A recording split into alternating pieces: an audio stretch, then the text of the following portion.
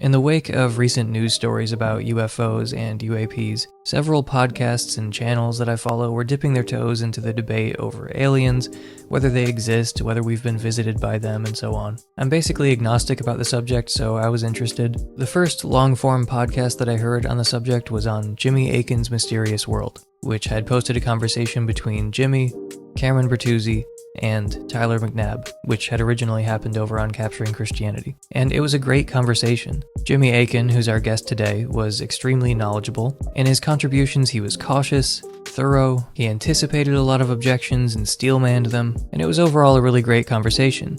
Then, I started listening to some other podcasts and YouTube channels that were also covering the same stories, and I realized that the bar had been set a little bit high. The same degree of quality was not met on these other shows. Frustratingly, I heard the same objections trotted out over and over again, as if UFO believers had never heard them and had no response at all to them. So I thought we could hopefully improve the quality of the discourse by helping to advance it past those initial thoughts that are pretty commonly offered. So we'll be addressing 10 very common objections, talking points, etc. that are offered by skeptics. And hopefully they will take this into account going forward and become better skeptics, actually understanding the position they're criticizing, and helping to move the conversation into more interesting territory, instead of holding it back and just spinning their wheels and never getting past those first stages. So that's why we're here today. I'm joined by Jimmy Akin, senior apologist for Catholic Answers and co-host of Jimmy Akin's Mysterious World. Welcome to the podcast. Hey, thank you so much, Emerson. Great to be here. I am a fan of Mysterious World, so would you mind explaining the show a bit for people who haven't heard of it? Yeah, sure. So it's a weekly podcast that I do. It comes out at least every Friday, and we sometimes have bonus episodes that appear at other points in the week. Every Friday, we look at a mysterious topic, and the mysteries are all over the map in terms of the kinds of mysteries they are. Sometimes it's a purely natural mystery, like a scientific mystery or a historical mystery. We even sometimes do a little bit of true crime.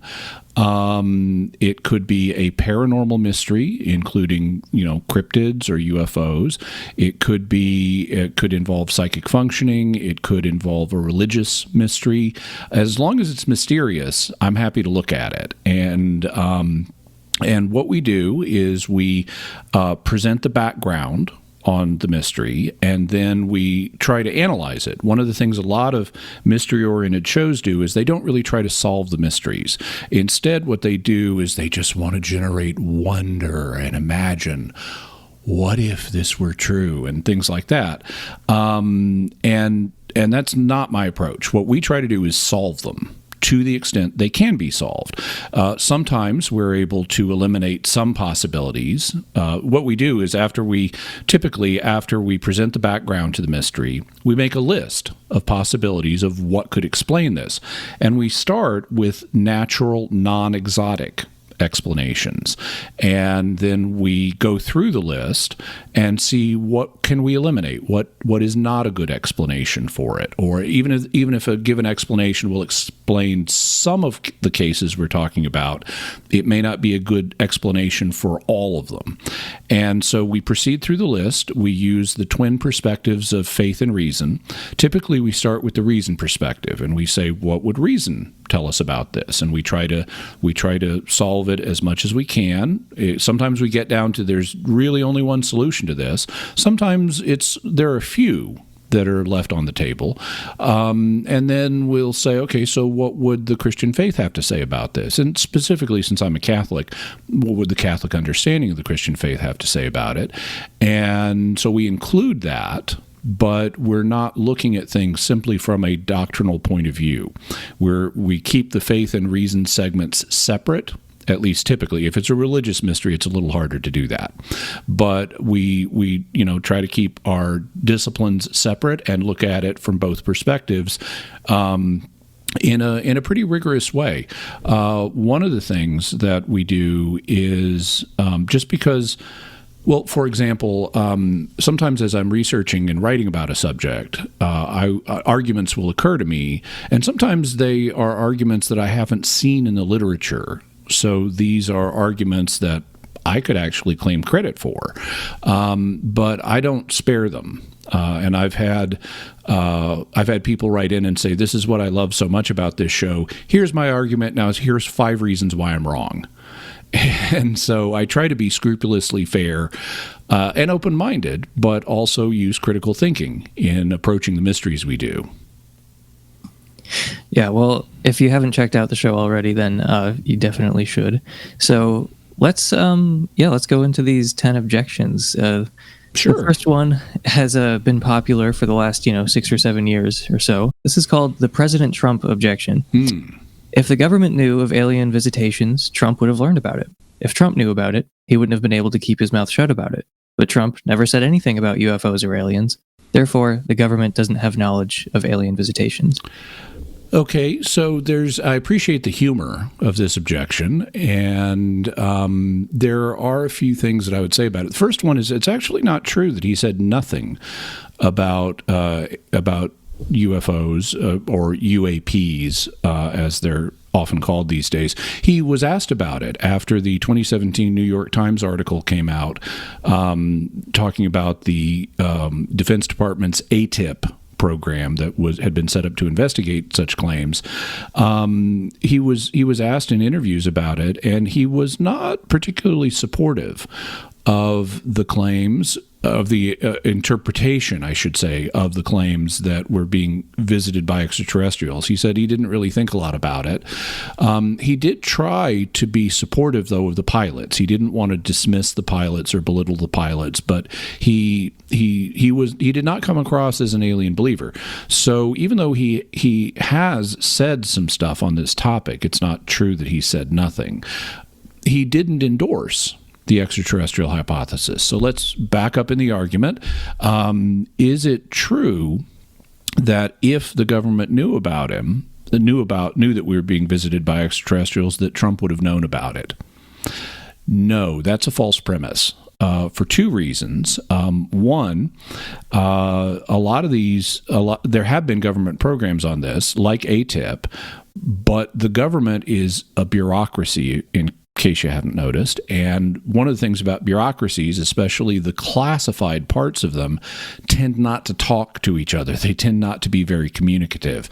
And so I could see how just because of bureaucratic secretiveness, any such knowledge of extraterrestrials could be very tightly held and not communicated to President Trump. There also, and this is a claim that UFO believers will say, and I probably should clarify, I'm not a UFO believer. I think it is probable that I think it's very probable that life exists elsewhere in the universe. And I think it's probable that intelligent life exists elsewhere. I'm open to the idea that we may be visited by extraterrestrials, but I have yet to find a case that I think proves that. So I'm open on the UAP UFO phenomena, but in terms of could these be extraterrestrials, but I'm not convinced of that. However, people who are convinced of that have an explanation which I think is quite plausible, precisely because presidents come and go, and not all presidents are to everyone's liking, and some presidents can even be unstable. The claim is that not all presidents are brought into the circle on this, that sometimes knowledge is deliberately withheld from U.S. presidents so that they can't spill the beans unnecessarily. And I could easily imagine, and we do know that people in the government sometimes withhold information from the president so that, for example, he can have plausible deniability. Well, this would just be another application of that. And I can easily imagine people in the background, in the classified world, saying, okay, we got this Donald Trump guy. He's a little flamboyant. He's a reality TV show star. Do we want to let this guy know about the aliens, or is he going to say something that's going to make our lives a whole lot worse? Well, maybe we want to just keep this close to the vest and not tell Donald Trump about it. Yeah, I mean, one phrase that I hear mentioned when this objection is brought up is temporary employees, which is how some, view elected officials. And just, on elected officials being, considered temporary employees, I don't want to say that there are permanent employees, but there are less impermanent figures who are career employees. Much less impermanent figures. And there are, shady characters, but they don't have to be. Like they're not all like Alan Dulles or, J. Edgar Hoover, who served in different intelligence agencies under, many different administrations. And both were involved in activities that the executive branch didn't know about. There are also not so shady people who are, less impermanent career figures. There's a great British sitcom, if you ever want to check it out, called Yes Minister. And eventually it becomes Yes Prime Minister. But it's about a gentleman who is a Minister of Parliament. Initially, he later becomes Prime Minister. But he's a Minister of Parliament, and he is supported by his aides, who are all career employees. And there's a very clear distinction between that illustrates exactly what you're talking about.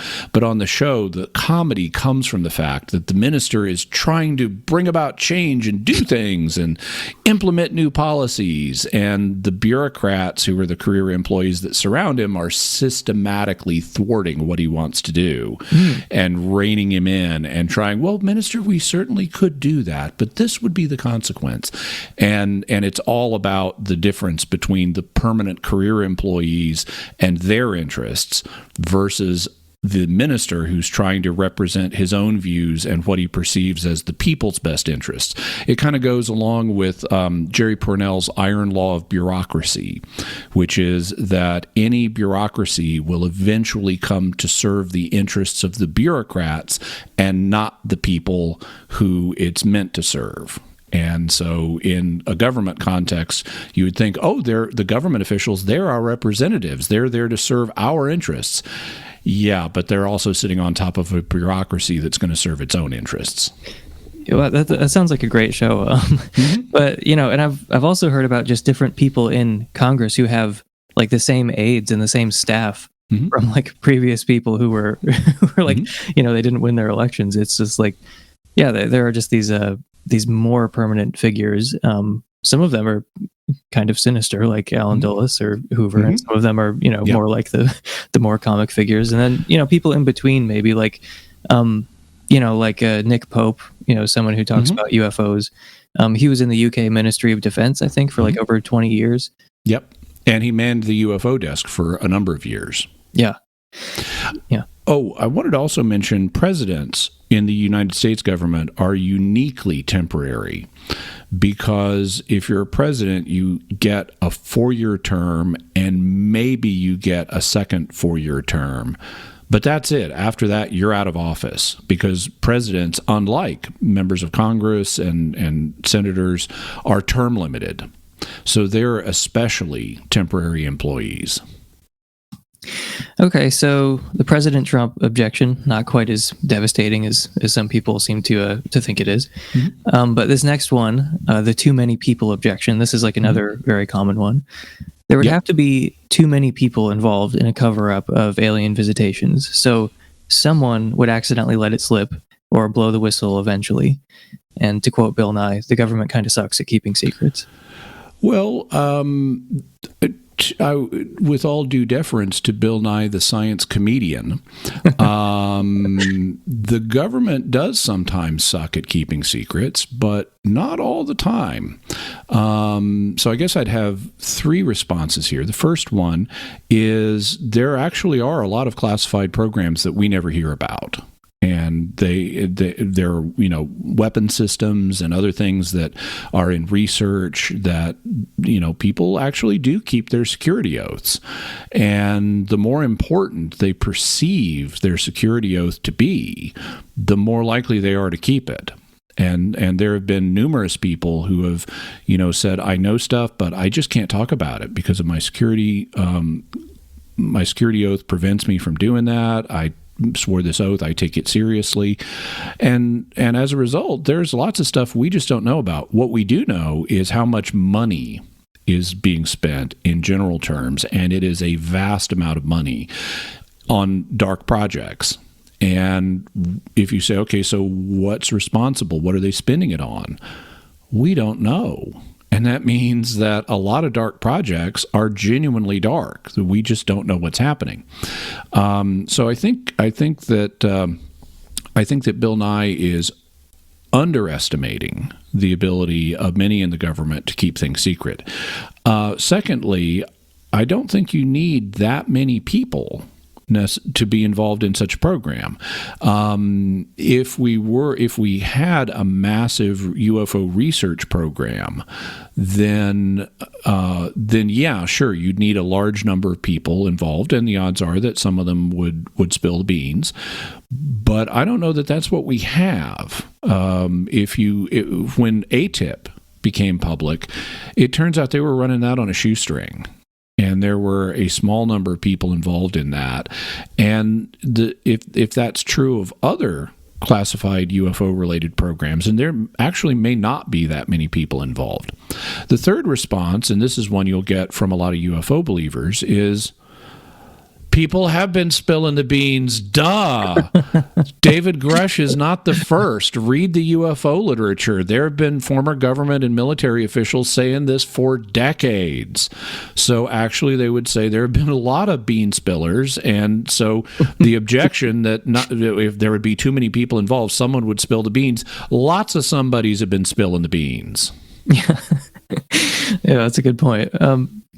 But like there are some things though that have been declassified because they aren't really sensitive anymore, and it turns out that secrets have been kept involving hundreds, sometimes thousands of people for decades. So I mean, like when people say this kind of thing, like, oh, too many, there would be an Edward Snowden, there would have to be some leak or like some mistake or something. It's like, I don't know where it's like, do they just not know about some of these things or what? Because it just seems like impossible to maintain when you look at the fact that governments have kept secrets successfully involving lots and lots of people, sometimes very sensitive ones for many decades. Now, you mentioned that things get declassified when they're no longer important. Well, that's true. They frequently do. They don't get declassified as quickly or as fully as they should because secrecy breeds secrecy, and so the government keeps things secret just because it can. But guess what? The UFO issue is still relevant. It's not something that's obsolete now. I mean, let's suppose we make contact with aliens and they turn out to be our best buds and we join a galactic federation. Well, at that point, they might declassify our early contact files. But as long as we're not best buds with the aliens, or as long as the aliens say, please keep us on the down low, they're not going to declassify that stuff. And so it's still going to be classified. It's not like, 19th century technology that we can declassify the secret U.S. dirigible program because we have things much better than dirigibles now. We don't got UFOs. We don't have things much better than UFOs right now. So the UFO tech is still going to be classified if we have it. Yeah. And, there would still be some resistance to declassifying things if there was anything in those files that made the government look bad. Like, especially in a time when people are like more cynical and more distrustful, like they keep delaying, the release of certain documents pertaining to JFK, and they keep citing national security, and people laugh at it every time because how could it possibly involve national security at this point? And it seems like everyone who I've heard talk about this, even if they're not like a JFK conspiracy theorist, they're still just like, well, they probably just don't want to declassify it because the CIA was up to all kinds of things that they wouldn't want people to know about because it makes them look horrible. Even if it wasn't like, oh yeah, it turns out they killed JFK, even if it has nothing to do with that, they probably still don't want it declassified because it might make them look bad.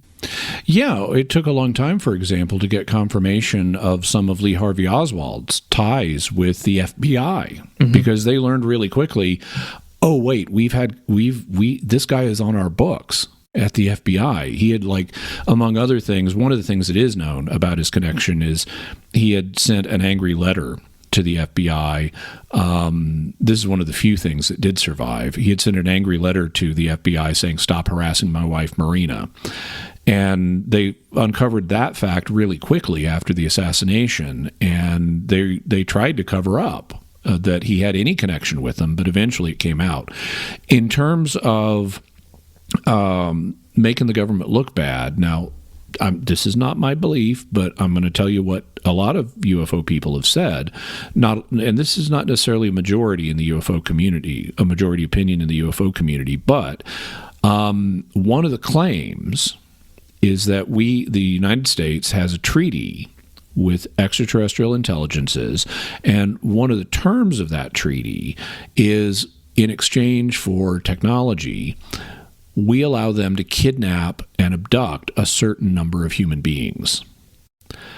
How would that go down if that came out? Would the American public be okay with President Eisenhower or someone agreeing to let aliens abduct human beings and run traumatic experiments on them?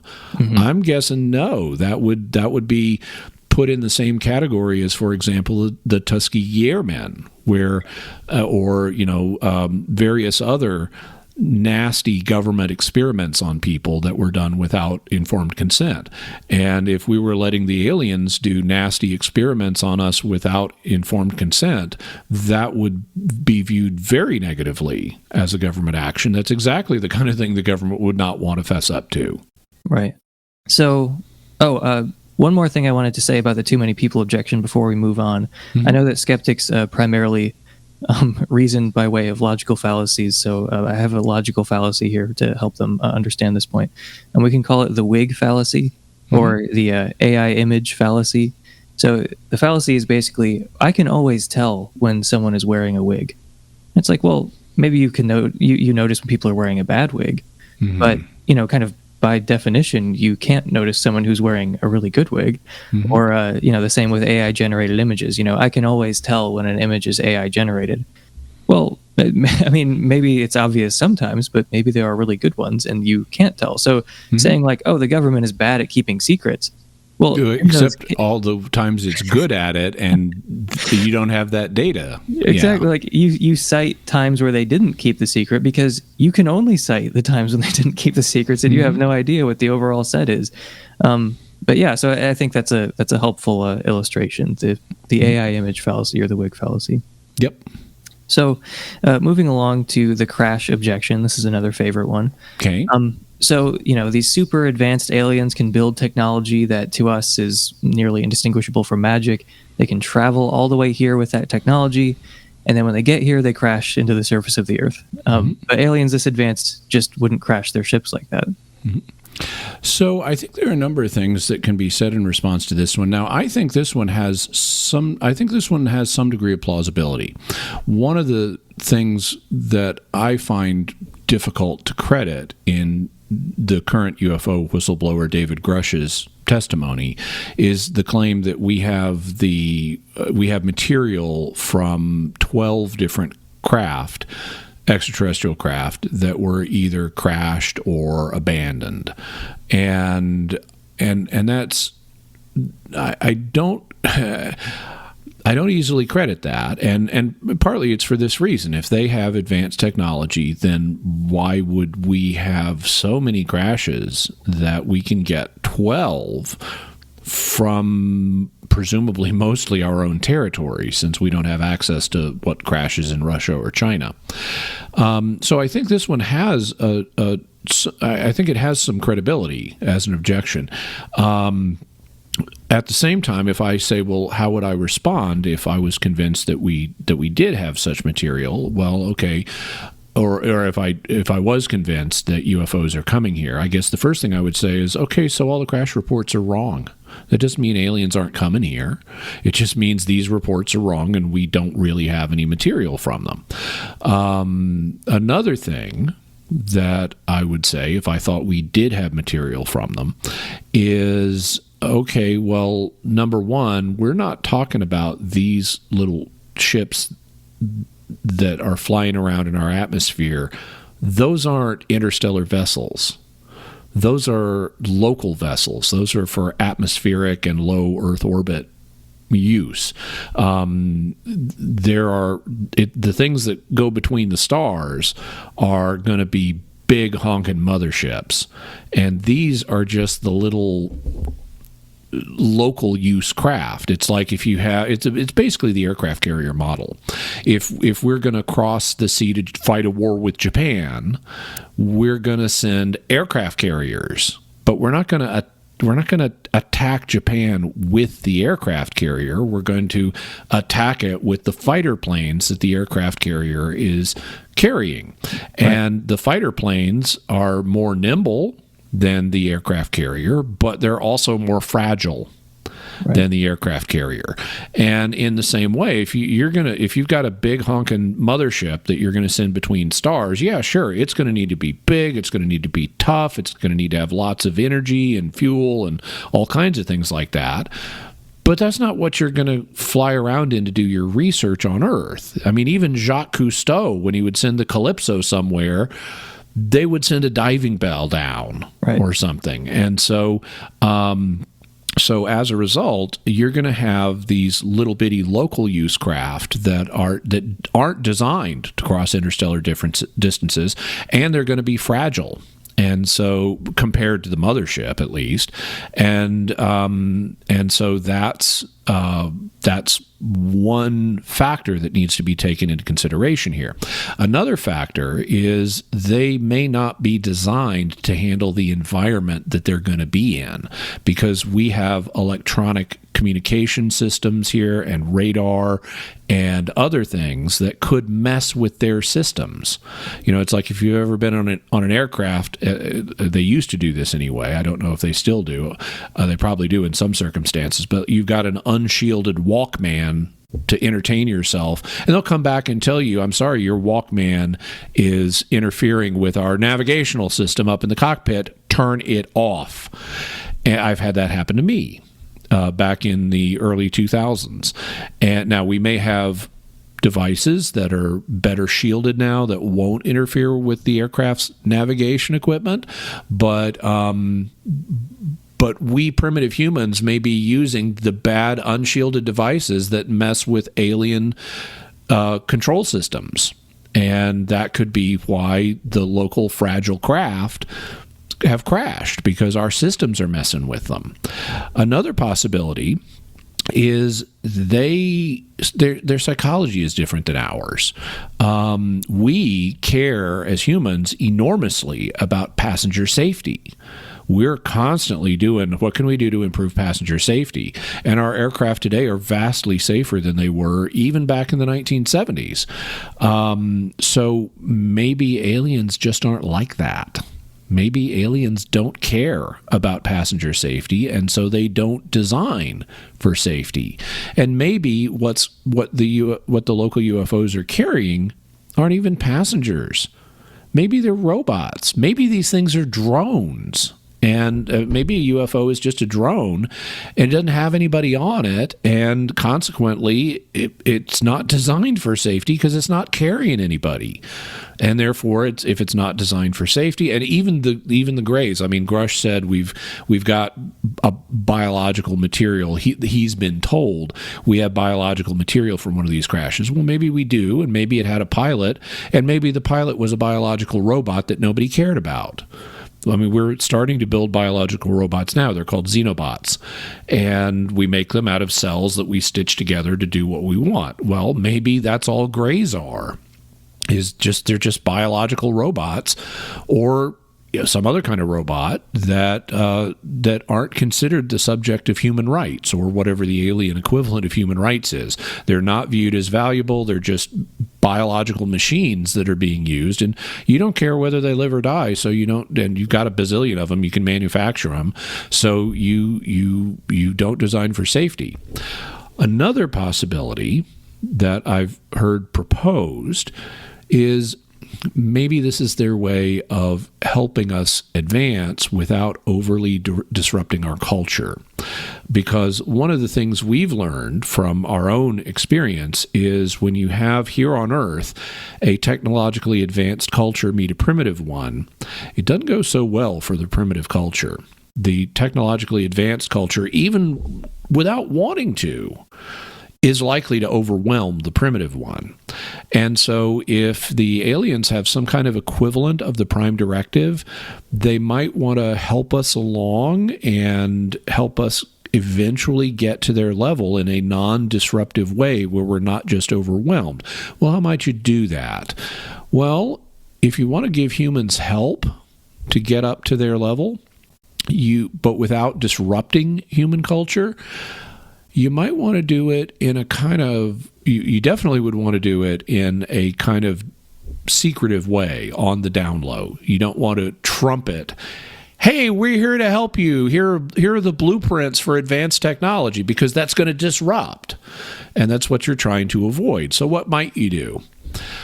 Well, you might let humans get hold of little bits of alien tech so they can reverse engineer it and figure it out for themselves in a more organic way. It's going to take them time. It's going to take decades, in fact, maybe even longer, depending on the tech they're letting us see. And so you might want to lose a few alien artifacts on Earth to the humans, or let some of your technology crash so there's an innocent explanation that humans understand, because we understand crashing airplanes. They can see us crash airplanes. So it's like, oh, what if we did that? Well, then the humans would get some of our tech, not our best stuff, of course, but something better than what they've got. And then they could take a few decades and try to figure it out and slowly absorb the knowledge of it and us, and it'll be much less disruptive than if we just came down and gave them blueprints. So I've seen that proposed as well. This may be a form of alien technology transfer that's designed to be non-disruptive and on the down low. Yeah. Yeah, I mean, there are multiple ways to undercut this kind of objection. Mm-hmm. I think that one difference between you and me is I think I might think this objection is not as good even on its own terms, I guess.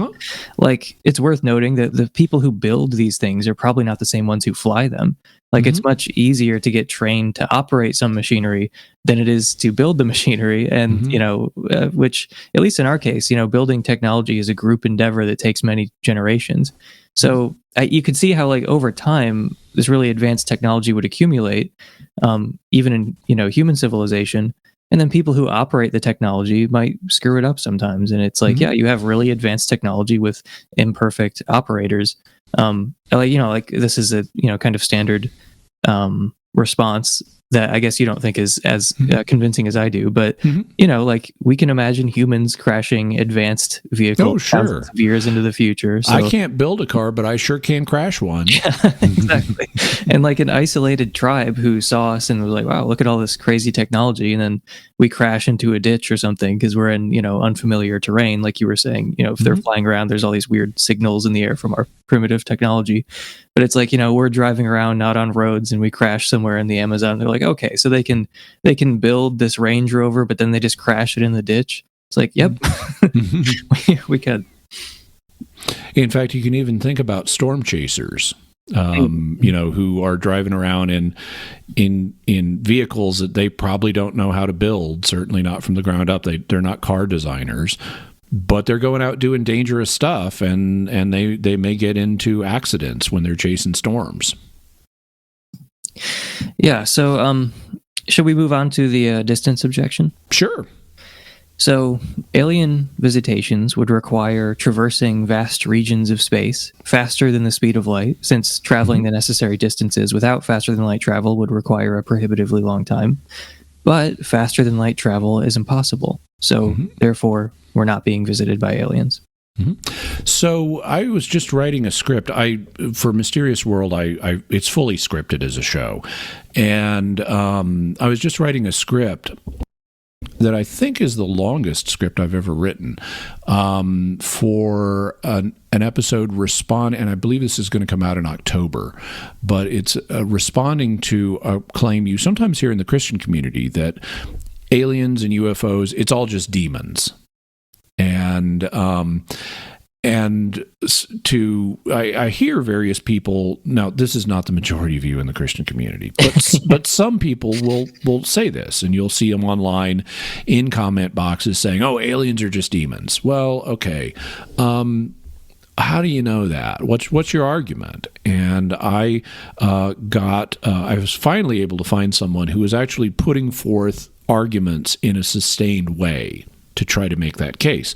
He is a book called Lights in the Sky and Little Green Men by Hugh Ross, who is an evangelical astronomer, and Ken Samples, who's an evangelical apologist. And they have this book where they argue this in a sustained way. And so in my episode, I use that as like, great, I finally found a source of arguments I can interact with. And so I go through it and interact with their arguments. I conclude that their arguments, despite the fact these guys are on the side of the angels, I conclude their arguments are quite poor. But they make this exact argument. They say extraterrestrials cannot be visiting us because faster than light travel is impossible and slower than light travel is impractical. Okay. Is faster than light travel impossible?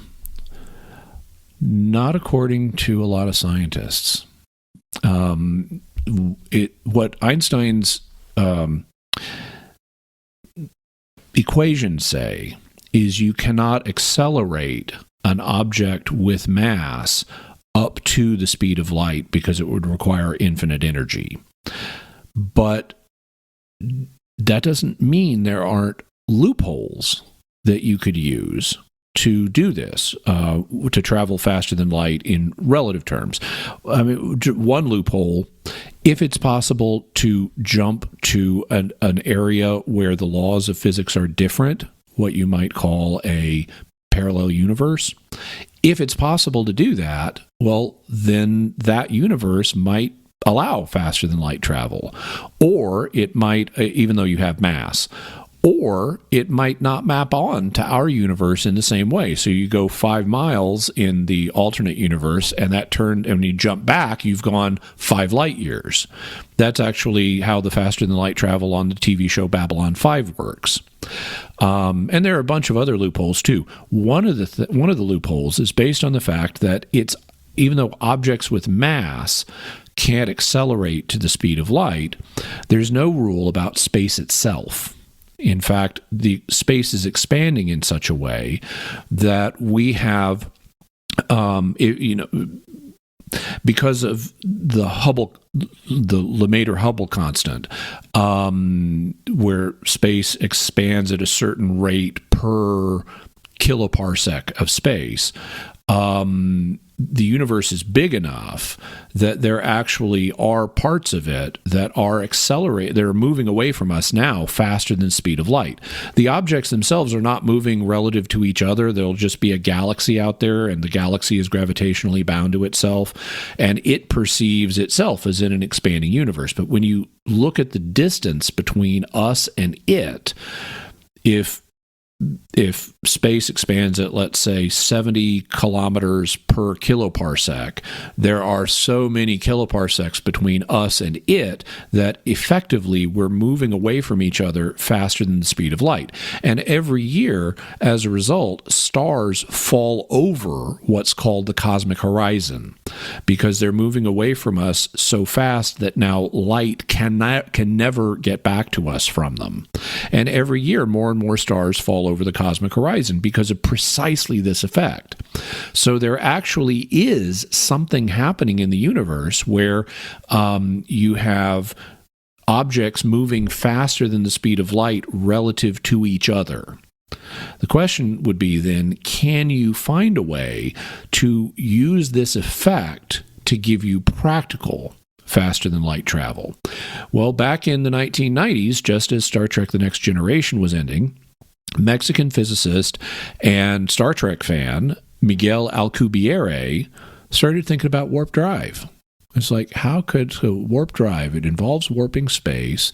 Is there a way consistent with Einstein's general theory of relativity that would allow us to do that, to warp space in such a way that we can effectively go faster than the speed of light?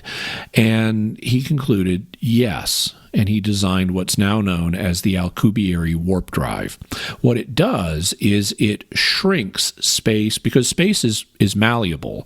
It's bendable, for example, by gravitational fields and by acceleration and so forth. That's all general relativity. Well, what if you've got a ship and the ship is sitting still? Okay, it's in this patch of space. Ship is just sitting still in the middle of this patch of space. But it's got a warp drive. And so it reaches out its warp drive in front of the ship and shrinks the space in front of it, and then counterbalances that by expanding the space behind it. So it's doing two warp effects. It's shrinking in front and expanding behind. What that's going to have the effect of doing in relative terms is going to take the patch of space the ship is sitting in and accelerate it towards its destination. And it can do that faster than light, because there's no limit on how fast space can or cannot expand. And so, not that we know about anyway. And so he's designed a warp drive, and other physicists have looked at this and say, yeah, it doesn't violate any of the laws of physics. Now and his is not the only such design. Now there are problems that remain to be solved, and some of them actually have been solved. So we don't yet have a faster than light drive. It would be cool if we did, but we don't. But this has gotten a lot more respect in the last few decades from actual physicists than when a lot of people's opinions were kind of formed. And so you have a lot of physicists today saying, this probably can be done, or at least we should take it seriously that faster than light could be done. In his book, The Physics of the Impossible, physicist Michio Kaku, who's quite well known, has a whole chapter on how we could possibly go faster than light. Sabine Hossenfelder, a German theoretical physicist, says she thinks both communication and faster than light is possible, and that's probably why aliens haven't contacted us, because we haven't figured out how to do it. We're boring. It's kind of like the Vulcans didn't want to contact us until we figured out warp drive in Star Trek First Contact. So the first problem with the distance objection is actually this may be possible after all. We've got theories that would allow it, and they're working on trying to solve the practical problems. What about slower than light travel? So Hugh Ross's argument was it's impractical. And his argument was based on a couple of premises. One of them was that aliens wouldn't be up for doing generational ships. And you couldn't get up to the fraction of the speed of light you would need to have serious time dilation to traverse between stars in a single lifetime. You couldn't get up to that fraction of the speed of light given the fuel costs and so forth, how much fuel you'd have to bring and how much it would weigh and stuff like that. Okay, so multiple problems here. First one, he's depending on human psychology. He's assuming humans wouldn't be up for a multi-generation mission. Well, even if he's right about that, who says aliens think anything like us? Right. They might be totally fine with a multi-generation mission. They may be extreme ideologues, and their ancestors who set us on this mission, by gum, we're going to fulfill that mission and scope out that planet they spotted by telescopes. Even if it takes generations to do it, they may be up for that. Another problem, who says aliens have lifespans that are like ours? Right. Yeah. Maybe they naturally live for thousands of years, or maybe they've cracked the problem of aging, which we're working on now, and live for dramatically longer times. I was reading a story, I believe I saw it on Real Clear Science, which is one of the science aggregators that I check regularly, where one gerontologist was speculating that once we crack the problem of aging with regenerative DNA technology and so forth, we'll be able to live for up to 20,000 years. Well, okay. Could you get between star systems in 20,000 years if you're going an appreciable fraction of the speed of light? Sure you could. So they just may not perceive time the way we do. They may not have limited little lifespans that they feel they've got to race through. They may have thousands of year lifespans. They may be functionally immortal and perfectly happy taking their time to do stuff. Yet another problem. Why do you got to be awake through the whole thing? Right. What if you hibernate? We're working. We have creatures that hibernate here on Earth, like bears, for example. We're working on human hibernation right now. So even if you can't get between stars in a human lifetime, maybe you can slow down the human biological processes enough that you can get there over time. And maybe you could find a way to make cryonics work, or maybe you could do things that transhumanists are talking about, like uploading your memories and your personality to a cloud, and then once you get to your location, you just store the person's memories and personality on a computer drive, and then when it gets to the location, you download it into a new robotic body or new biological body that you've made for it. Or maybe you just send robots or biological robots to do what you want, and maybe if they're biological, maybe you grow them when the ship gets there. So there are all kinds of ways that you could get between star systems with slower than light and not be constrained by human biological lifespans or human psychology. So I don't think the distance objection works from either the Christian-oriented aliens or demons perspective, or from the skeptical aliens can't get here perspective. Right. Yeah, I mean, it's not necessarily required faster than light travel. And, we just shouldn't be too quick to say what's impossible. I mean, like I remembered just now that I can't remember his name, but there was some physicist or some engineer who was talking about very confidently how, there could never be a nuclear bomb. Like it's impossible. It couldn't work. And then like the next day or something, the bomb was dropped on Japan. And similarly, there were people who said you're never going to have heavier than air flight. And then the Wright brothers happened. And then there were people who said you're never going to be able to have trains that go faster than 40 miles an hour because people will suffocate. And okay, we got trains that go a lot faster than 40 miles an hour now. And if you think about what we could do, I mean, given our present state of knowledge, we can do a lot, but imagine what we could do in 10,000 or 100,000 or a million years of further development. We can't really confidently say very many things are absolutely impossible. Yeah. I mean, we can work out the implications of certain theories, but even then there are loopholes, like you're talking about with like general relativity. Like it's not all quite as cut and dried as it might seem at first glance. But shall we move on to the geography objection? Okay. Why are alien abductions and UFO sightings geographically concentrated in the U.S.? Doesn't that seem to indicate that they're best explained psychologically and culturally? Okay. Why are the number of places from which nuclear weapons have been launched concentrated in the United States and a few other countries? Why don't we find them evenly distributed throughout the world? Well, it's because some people built them. Now, in terms of this objection, actually there's a danger of overestimating, because there are UFO sightings all over the world. We have a lot of them here in the United States, but we have a few unique things in the United States that could explain them. One of them, other than them just being a delusion, one of them is we've got a lot better communications technology here than in other places. If you go to Outer Mongolia, okay, these days maybe you could put it on Facebook, but historically that has not been the case. And whereas here in the developed world we have better communication reporting abilities, so this could be a reporting issue. But then there are other things. Maybe maybe the aliens are interested in the technologically advanced countries more because we're the ones with the nukes. And so there has been indications in the UFO reporting literature that UAPs are interested in our nuclear plants and in our nuclear weapons facilities. And nukes, even though they're kind of primitive from one point of view, they're very powerful.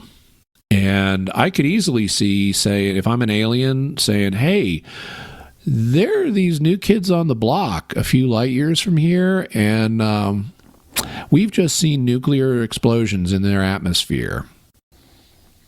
Do we want to wait until they get here before we start scoping this out? I can imagine, because once you've got nukes, you can do a lot of damage to somebody. And so I could see it being our release of nuclear weapons in 1945 being the thing that attracted alien attention. And they may have come here as a result, and they may be riveted on who's got the nukes and the other advanced tech that we might one day need to worry about. So even if it's true that there's more alien activity in the United States and the developed world than in other places, and that's not just a reporting artifact, I think that it's easily explainable by aliens are interested in the people who have the most tech. Yeah, I mean, that's kind of why I said I like this objection, because it's kind of like, it's issued like most of these objections very confidently, very definitely, and it's like, okay, well, I mean, first of all, they're not really geographically concentrated in the U.S., like by some metrics, but let's just stipulate that they are. Okay, well, that's not actually that weird, that they would be concentrated in the more technologically advanced countries. But, if you just think about it for a second, like, okay, you're in a relatively underdeveloped country and you see a UFO. Now what? Like, who do you tell? Whoever asks you? Like, where do you talk about? Like, how would that data ever be gathered? So, it is very plausibly a reporting artifact. Yeah, and there's also another aspect to this, which is the critic on this point, even though it's a fair point to raise, the critic is actually not well informed about UFO literature and what UFO programs are happening in other countries, because there are lots of, like, South American UFO sightings, and the governments down there have had UFO study programs, and the same thing is true you have a lot UFO reports in China and Russia, and you've got a lot of more UFO activity and reports elsewhere in the world than the critic is typically aware of, including programs to study them. Yeah, I mean, where do you think this? Do you think it is just a reporting artifact that creates this perception on the part of skeptics? Because I've heard this from a lot of skeptics, where they're like, yeah, they're concentrated in the U.S. by like a lot. Yeah, I think that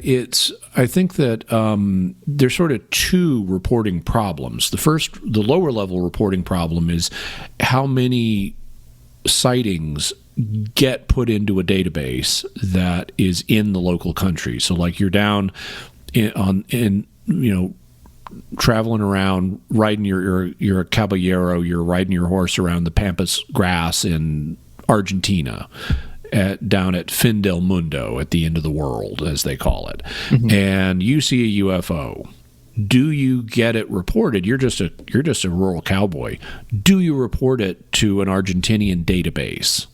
Well, that's our first reporting issue. And locals in various places may not know how to report it and may not choose to report it. But then there's a second reporting problem, which is, supposing it gets in the Argentinian database, does it then get communicated across the language barrier and become something that the critic here in America knows about? So that's our second reporting issue. And I think a lot of critics, they tend not to look at the data, actually. They tend to be frank, they tend to pontificate and not really examine the literature to see what's happening. Sometimes they proudly will even say, oh, I would never look at that stuff. Well, okay, then who's to blame for you not knowing about this? There's also another phenomenon, because I mentioned the language barrier. There's a joke in linguistics, Emerson, what do you call a person who speaks 3 languages? Multilingual? Trilingual, specifically. What do you call a person who speaks 2 languages? Bilingual? Bilingual, yes. And what do you call a person who speaks 1 language? Yes, that's right, an American. And so a lot of Americans, is because we've got this big self-sufficient country, we're not really that aware of the rest of the world. And a lot of American critics have never looked at the literature. I was like, why would I read a UFO book? And they're just aware of kind of the American bubble, and so they assume that things are disproportionate here when they've never actually looked into how common are they elsewhere. Yeah, I mean, skeptic. This is one of my hobby horses with the skeptic community, is that they, in my experience, rarely know what the beliefs are. Like, they know that people believe in UFOs, or, they think we might be visited by aliens or something, but they don't really know anything beyond that. They're not really aware of what people believe, and further, they're not aware of why they believe it. But anyway, I've just found that over and over again with the few topics, the small handful of topics that I know a lot about. When I go to the skeptical resources, I find more often than not, they are actually not reliable sources of information about what other people believe and why. And that's true. I want to be fair to the skeptical literature, because the same thing is true to a significant extent of other people as well.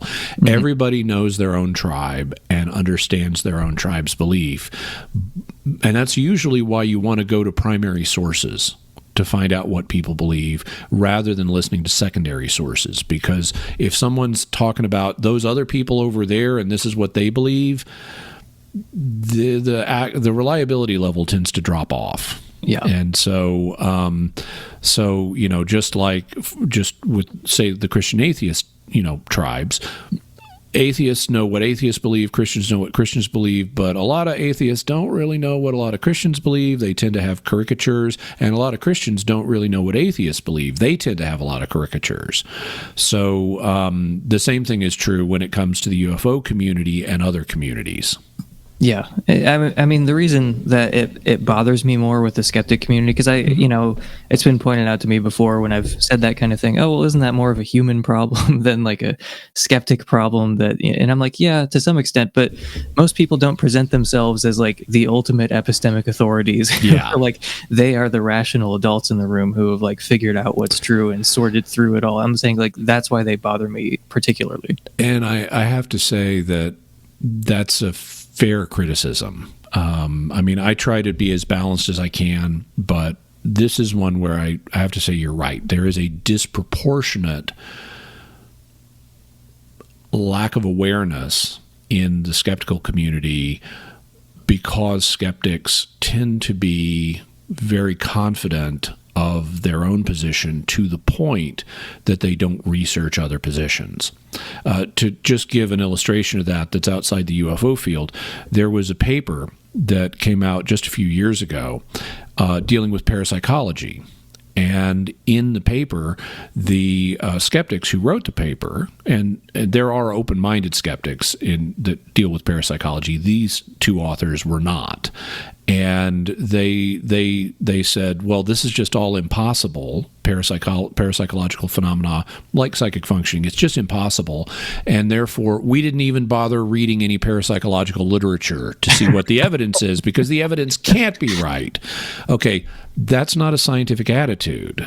If that's a dogmatic attitude, and if people had taken that dogmatic attitude, say 1,000 years ago, we would not have the atomic theory of matter now, because the dominant viewpoint in science was the 4 classical elements. And atomism was viewed as this fringe, crazy idea. That's not how matter works. And if you just said, well, everybody knows that the laws of physics are there are only these 4 elements, or 5 if you want to count ether. We've only got these elements. Atoms don't exist. They're just a mathematical trick for keeping count of certain things. But they can't really exist because we know how matter works. Well, then you would lose out on the atomic theory of matter. And the scientific perspective is, even if you have a strongly held belief, whether that strongly held belief is there's only 4 or 5 elements, or whether that strongly held belief is psychic functioning doesn't exist, you always want to look at the data. Mm-hmm. And you don't say, because maybe your previously strongly held belief needs modification. And if you're not looking at the data, if you're just dismissing it and indignantly sometimes saying, of course I would never look at that, you're not acting as a scientist, you're acting as a dogmatician. Mm-hmm. And the same thing is true in the skeptical community when it comes to UFOs. Having said that, I think that because I always want to be fair, the same thing is true to a degree in the Christian community, because there will be Christians who say, "Oh, I know the Bible says this," but and now Christianity and evolution are not at each other's throats. Darwin himself was a Christian, and there are loads of Christians since who have no problem with evolution. I happen to be one of them.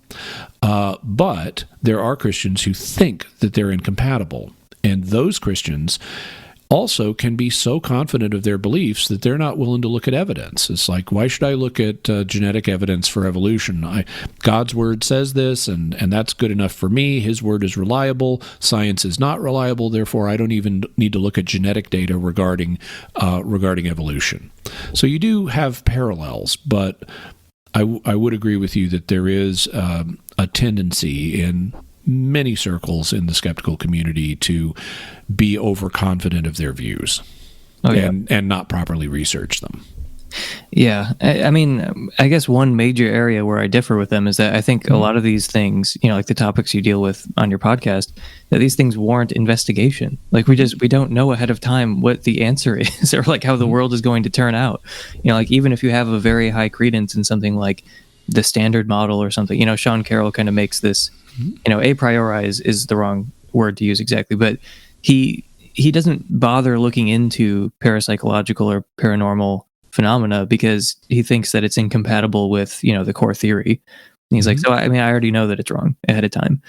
And some people have pointed out that his argument is actually, even if you accept that the core theory is like a pretty good description of the everyday world, the argument still doesn't really work. But, I just hate that kind of attitude that says, well, I've got a high credence in the core theory, or I have a perfect interpretation of the Bible or something, so I don't need to even investigate these things because I know ahead of time what the answer is going to be. I don't share that attitude. Yeah, and even if you did know in advance what the answer is going to be, and even if you're right about that, you could learn something in the process. Moving along here to a very closely related objection. Geographic concentration. Why are alien abductions and UFO sightings temporally concentrated in the present day? Doesn't that seem to indicate that they are best explained psychologically or culturally? Okay. I think there are several responses that a UFO believer could make here. The first one is, who says they are? They've been going on for thousands of years. Aliens even had a hand in designing us. We're partially artificial creatures due to guided evolution, with aliens messing with our gene line tens of thousands of years ago. Now, not all UFO believers believe that, but that is the ancient aliens hypothesis, and that ancient aliens had an impact on our development as a species. That is out there in the UFO community. So one option is they're not concentrated today. We may have a reporting artifact that makes it look that way because now we have many more records from the 20th century than any prior century. And so it may be a result of that. You could say, why are reports of the common cold clustered in the 20th century as opposed to 5,000 years ago? Well, 5,000 years ago, pretty sure the common cold existed, but we don't have a lot of records from 5,000 years ago. That was right after writing had been invented. Yeah. And they didn't tend to, if Pharaoh got a cold, they didn't tend to put that up on the walls in the temple at Karnak. Right. So they just weren't keeping records of this kind of thing back then that have survived. And so, but one position is going to be that they're not concentrated today. They have been here all the way down through human history. Another, but suppose that's not the case. Suppose the UFO sightings are genuinely recent, and we shouldn't read UFOs back into every ancient source that describes something vaguely similar to them. Right. What if all the reports are recent? Have there been any things humans have done recently that might attract alien attention, like setting off nukes in our atmosphere? Mm-hmm. Yeah. So maybe the reason that the reports are clustered recently is because the aliens have only recently taken an interest in us because we've only recently become interesting. Mm-hmm. Whether they view us as a potential threat or competitor one day or whatever it is, as long as we were a bunch of primitive cave people, they might have had a mild curiosity about us, but not enough to mount an interstellar expedition. But once we start setting off nukes and developing space flight, they might consider us a little more worthy of investigation, and that's why we have more reports of this now. Yeah. Yeah, so I mean, could you say something about some of those older reports, though? Like sometimes it's mentioned, like Ezekiel or other ancient sources. Like, it's one option is saying, well, look, they're not temporally concentrated in the present day. Mm-hmm. But, like you said, suppose they are. Well, there have been interesting technological advancements that might explain that. But, what are some of the some of the evidence that's cited that says like, oh, well, maybe ancient people thought about UFOs too? Well, I have to say that I think the evidence is is actually not good for the ancient aliens hypothesis. One of the reasons is when you start looking at the evidence that gets cited over and over again, it tends to be distorted in some way. For example, when people will cite the book of Ezekiel, and they'll note that Ezekiel describes a wheel within a wheel and say, oh, that's a UFO. It's like a flying saucer. Flying saucers look like wheels. Yeah, except that's not really what Ezekiel's talking about. One of the most plausible understandings is it's not a wheel inside of a wheel, which is, a little like concentric circles. It's a wheel intersecting a wheel, like the roller on the bottom of a chair. And in fact, if you look at the literary context, what Ezekiel is doing in this passage is he's describing God's throne. He's not describing a UFO. He's describing a chariot throne for God. And we actually know what chariot thrones look like because we've got bas-relief from other cultures that show kings and gods sitting on chariot thrones. And they don't look at all like UFOs. This is what Ezekiel is doing. And this passage in Ezekiel, or it's actually a couple of passages, gives rise to a major trend in Jewish mysticism in later centuries known as the Merkava tradition. This is the word for God's throne, which is also depicted as being a chariot. And so we actually know what Ezekiel's talking about. We even have pictures that archaeologists have uncovered of this kind of construct. It's like both a chariot and a throne. And so we know what's being talked about here, and it's not UFOs.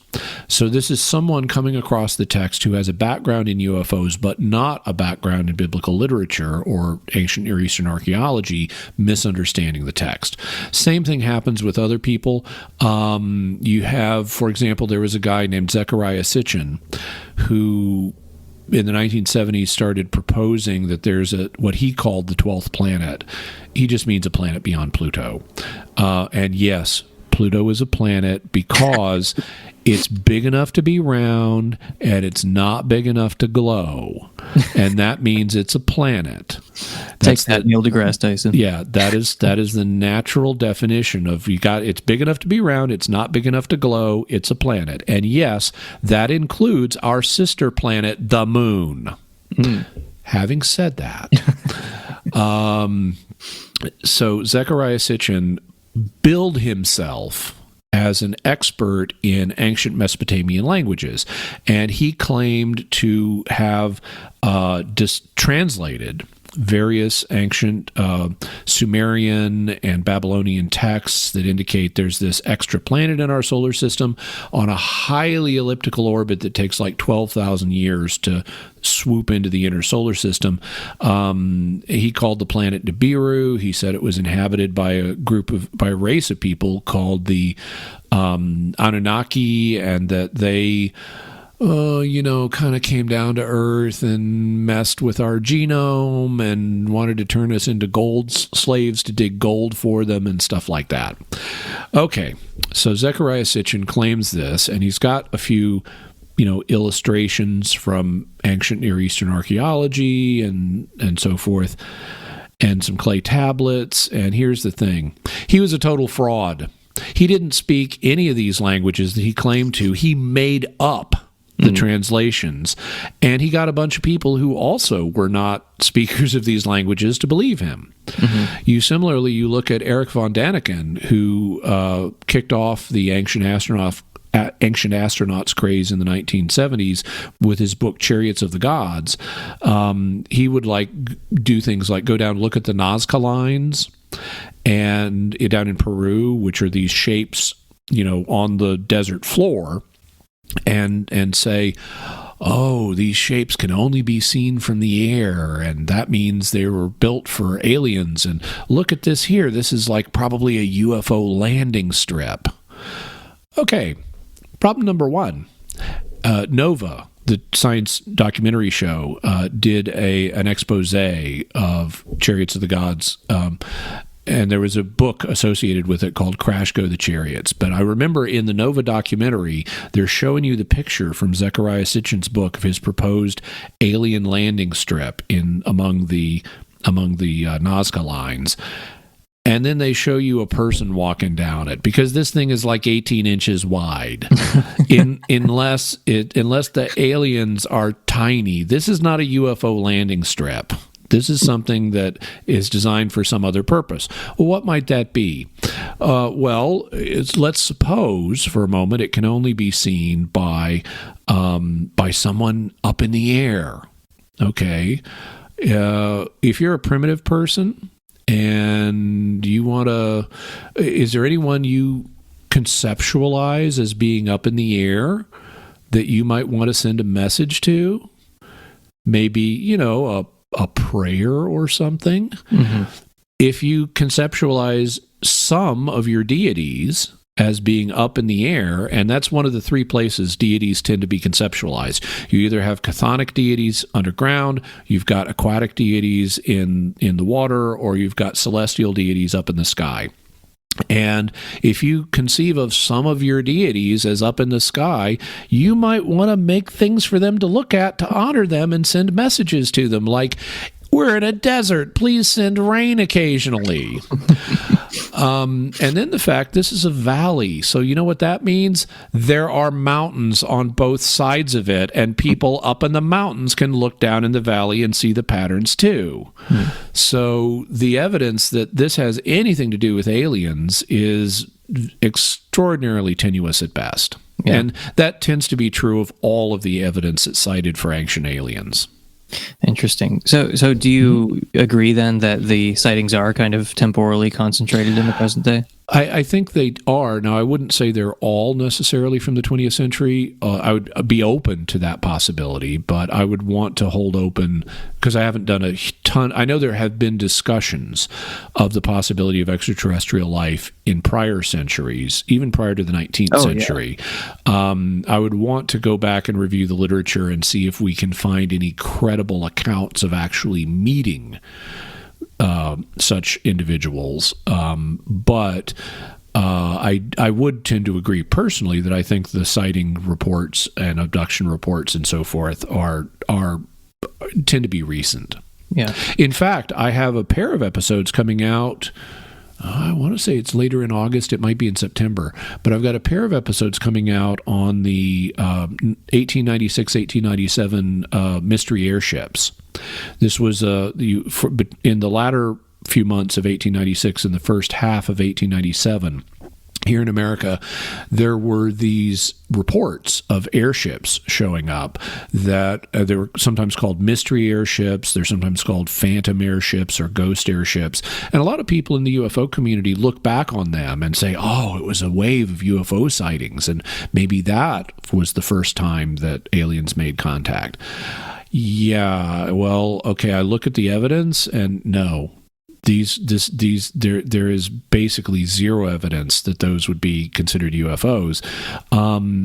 Those were regarded as being, by the people at the time, as these are just human inventors working on dirigibles, and they actually talked to the crews a bunch, and the crews said things like, yeah, I'm working with some inventors from New York and California, and we're testing our dirigibles right now.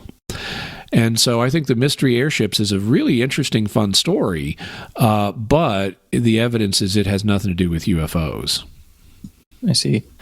Yeah, I was listening to this podcast called Philosophy on the Fringes, and they were talking about aliens and kind of ancient philosophy. Like, I guess ancient Greeks were talking about aliens, not about like seeing UFOs or meeting them, but just talking about life elsewhere in the universe. Oh yeah, sure. Yeah. The one of the earliest, it's sometimes credited as the earliest science fiction story. It's called True History.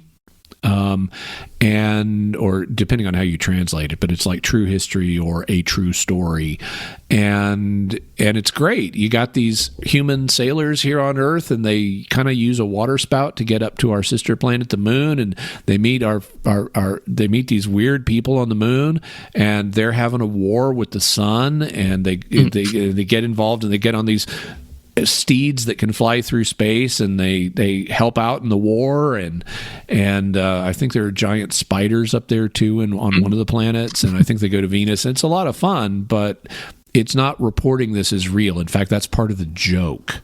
Is it's called A True History or A True Story when it's obviously made up. So let's move on to the Motivation Objection. Okay.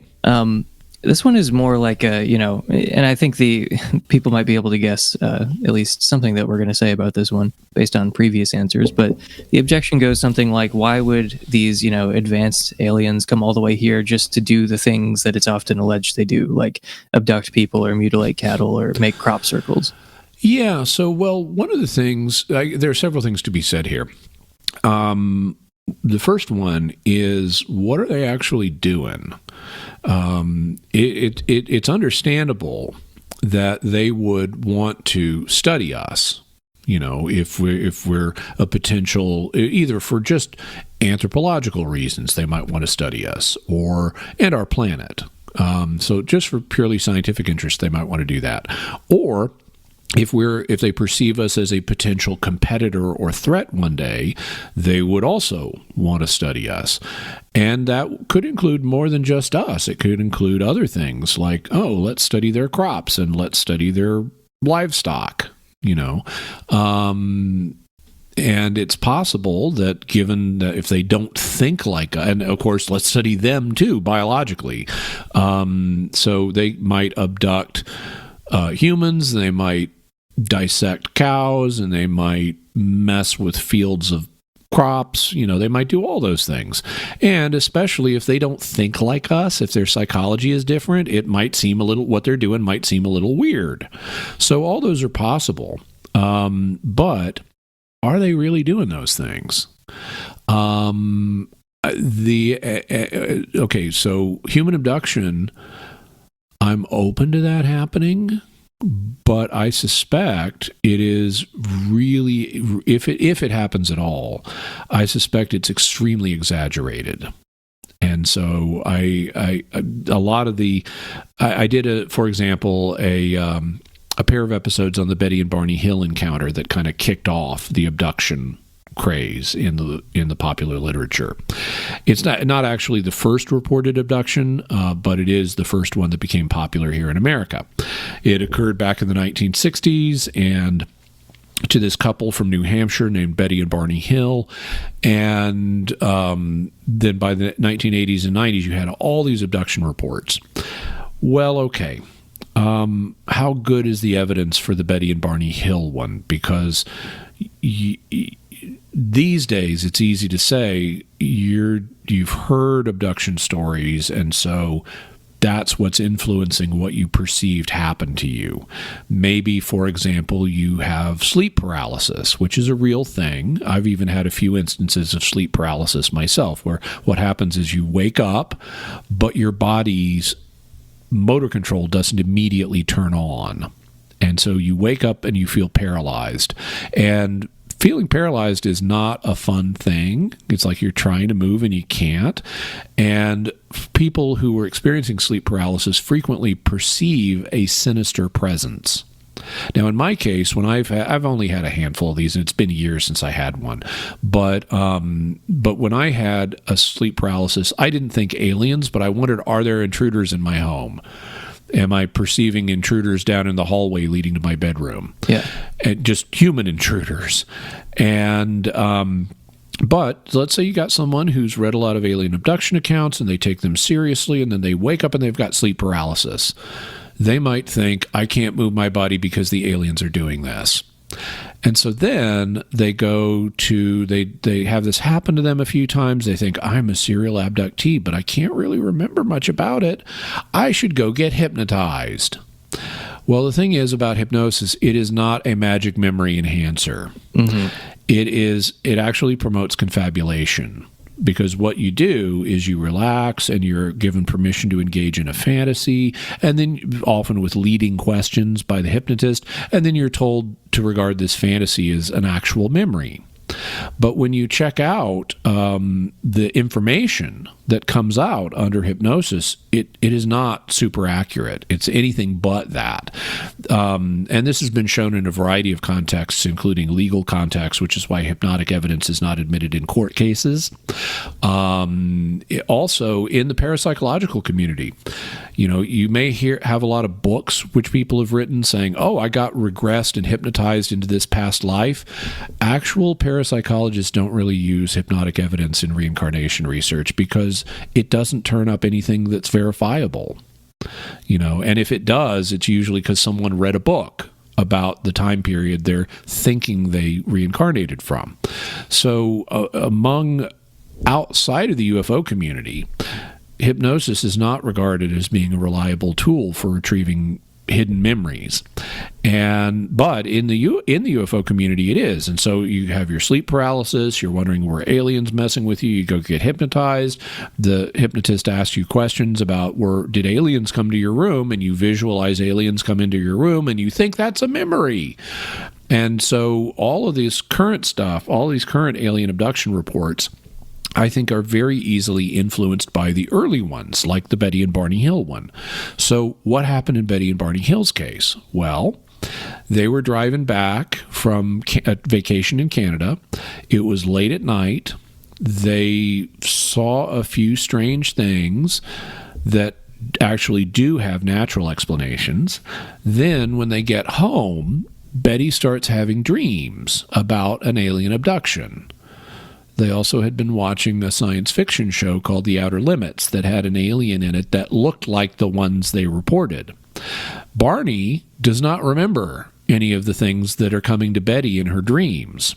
Well, okay, then they both go and they both get hypnotized, and lo and behold, they have this elaborate story about this alien abduction. And the hypnotist's conclusion was, well, they're sincere, but Barney's getting all this from Betty, and Betty's getting it from her dreams. And dreams also are not really that great as a memory booster of things that really happened. You probably don't want to rely on things that you had happen to you in dreams as something that happened in the real world. So I'm quite open to the hypothesis that the entire alien abduction phenomenon may not be real. It may all just be misunderstandings and hoaxes and confabulation and things like that. What about crop circles? Well, we know a bunch of them were hoaxed because you can even go on YouTube and watch crop circle hoax demonstrations. And and really the crop circle phenomenon is kind of an outgrowth of something that is better sourced in UFO literature. Back in the 60s and 70s, there would be occasional they're called trace cases, but J. Allen Hynek would classify them as close encounters of the second kind, which is where you see a UFO, you see it close enough that you can see some detail. He typically estimated this as like 500 feet or less. And it interacts with its environment in some way. So there were some UFO reports where they would, like, after the UFO took off, they would find grass that had been swirled or something like that, or squashed in a circular pattern. Okay, so that's interesting, and give consideration to that. Maybe those are real. But then in the 80s, these things started to become increasingly elaborate. And that's really what crop circles are. They didn't even call the early trace cases, they didn't call those crop circles. Those were sometimes called saucer nests, they were called trace cases, but they weren't these elaborate things we see today. So if you're talking about the elaborate things we see today, I think there's a good argument they're all hoaxes. What about cattle mutilation? Okay, cattle mutilation. Well, could aliens be doing it? Sure. Does it need to be aliens? Well, no. Yeah. Are there possible natural explanations that aren't exotic at all, like predation and disease and things like that? Well, maybe. Okay, maybe that's doing it. Cult activity has also been proposed. So has government testing. Because in the 1950s and so forth, we set off lots of nukes in the western part of the country in our atmosphere. Mm-hmm. And we've had other covert military research like nerve toxin testing and things like that. And there have even been cases where we've done covert things on humans as part of our experimenting, like the Tuskegee Airmen. And so if we've done covert, nasty experiments on humans, if our government has done that, would our government do that to some animals? Would they maybe release a, biological agent in some farmland and then go check the cattle that got it? Or would they release a nerve agent? Or would they be checking for fallout and seeing what's happened? So I think there are a number of possibilities. I mean, there are clearly dead cows. The question is, what causes the dead cows and the way they're found? Well, maybe it's just predation. Maybe it's humans who are doing it, including our own government, and I don't know, maybe it's aliens. But I tend to only resort to exotic explanations if the conventional explanations fail. Right. And thus far, to my mind, the conventional explanations on cattle mutilation have not failed. So I think with all three of those, cattle mutilations, crop circles, and alien abductions, all of them could have no involvement at all by aliens. So they might, even though there are reasons why aliens might come here and do stuff like that, especially if they don't think like we do, I don't know that they are coming here and doing that. They might be coming here and just flying around doing aerial surveys of us. So I don't think the motivation objection is a disproof of the idea that aliens are here and checking us out in some way. Right. Yeah, I mean, I guess just to try to steelman the objection further, okay, let's say we go along with what you're saying about those three examples I gave, but I feel like the skeptic at this point would just say, yeah, but why are they coming here and doing anything? Like, just fill in the blank with whatever you think they're doing. And humans have bombs in space flight. Want to check that out before they get much further. Yeah. No, I mean, I can imagine motivations, but like we've mentioned a few times, like a different kind of organism that evolved somewhere else is going to have, different psychological attributes. Mm-hmm. So, I mean, some of the things they do might be unrelatable, Mm-hmm. but Yeah. Even just granting, because I do agree with everything you've said about this objection, but even just granting, like, okay, no, they are doing all that stuff. It's like, okay, well, still, I mean, I still don't quite get the force of the objection because, for one, scientists do all sorts of bizarre things all the time, and out of curiosity, which often includes studying humans and other organisms. Yeah. And as a species, we've dedicated a lot of time and attention to that. And secondly, I don't even understand. Oh, sorry, go ahead. If you're a lizard in a rainforest out in South America and these scientists come and catch you and start studying you, it's like, what is this? Why are they doing this? Well, because we have this science got to study everything ideology. Mm-hmm. Maybe the aliens have some ideology that's like that and says they got to go study everything. And if it's alive, we want to got to go study it. That's our ideology. Or maybe they want to convert us. They're just waiting till we learn enough about them to give us their religious ideology or their economic ideology or whatever it is. Yeah, you're just a wolf being tagged, and you're just like, what are you doing? It's yeah, I mean, the thing is, like, scientists, like, they engage in all kinds of activities that you wouldn't understand without knowledge of that specific subject. It's like walking into the middle of a conversation or something. So, like, for example, something that came to mind when I was reflecting on this, I remembered Sarah Palin kind of getting a lot of people mad at her because she said something about, like, oh, there's all this government waste, all this, like, senseless spending. And one example she gave, she was like, there are millions of dollars being allocated to studying fruit flies. Fruit flies, can you believe it? Like, it's so stupid. And she's like, I kid you not, fruit flies. And, like, it was pointed out that these are absolutely critical to basic research in genetics. I just have a quote from Adam Rutherford to explain that. With only 4 chromosomes, but having a version of something like 75% of disease-causing human genes, the fruit fly is arguably on par with the mouse as the founding model organism for the field of genetics. End quote. So, it's amazing that fruit flies only have 4 chromosomes. Yeah. Yeah.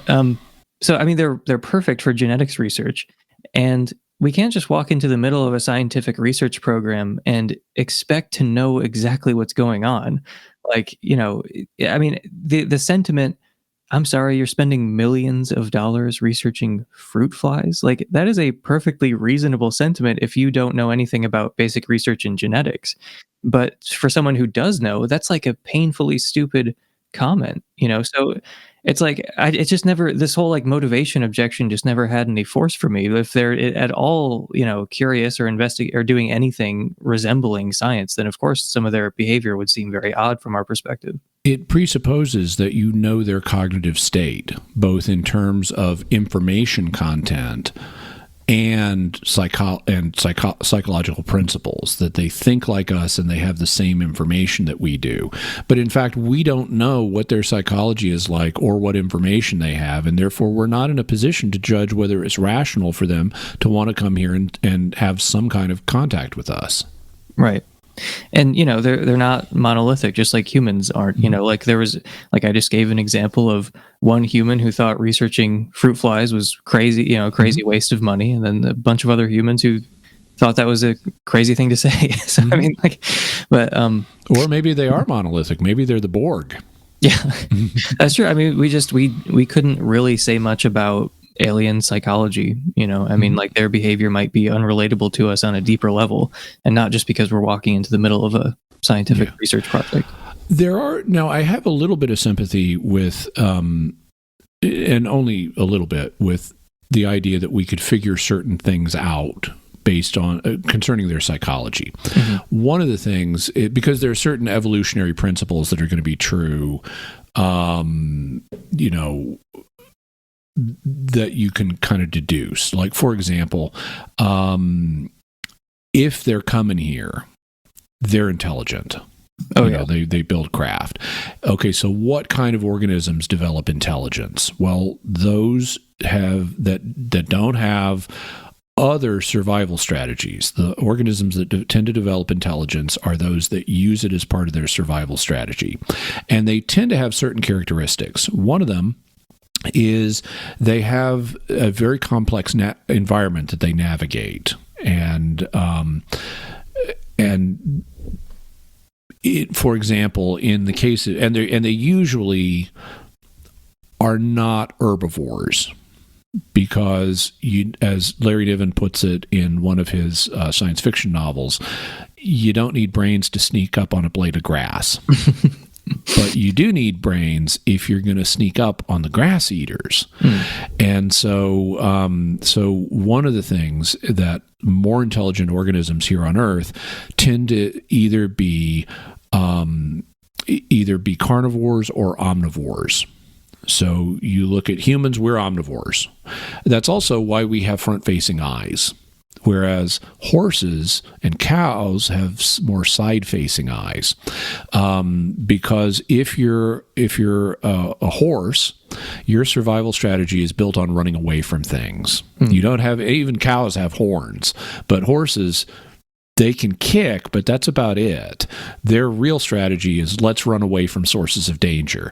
And so horses need side-mounted eyes, so they have vision that wraps around their bodies so that they can see sources of danger at a distance coming for them.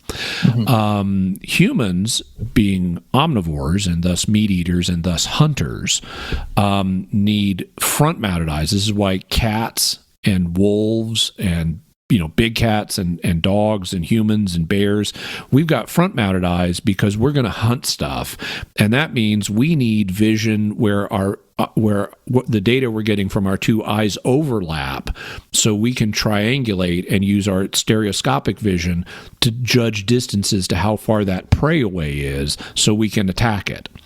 And so I would expect that if intelligent aliens are coming here, they're most likely, they're probably going to be predators, whether they eat exclusively meat, whether they're obligate carnivores or omnivores. They're probably going to have a predatory evolutionary history just like we do. They're probably going to have front-mounted eyes or equivalent sensory organs that allow them to judge distances.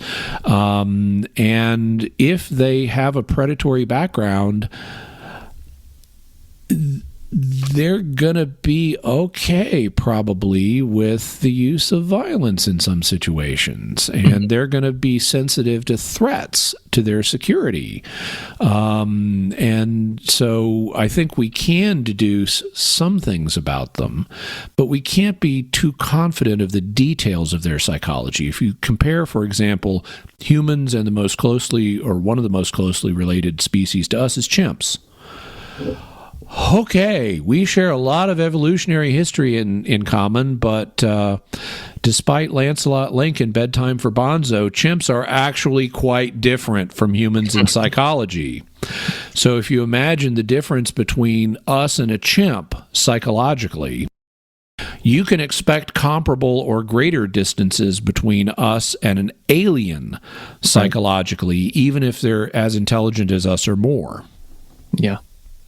Yeah, that's a good point. Like, even just looking at other primates that are like pretty closely related to us, that have like very different attributes and habits and customs and so on. I have an idea for a science fiction story I may write someday, where aliens basically have they're more advanced than us, but they're basically like chimps psychologically.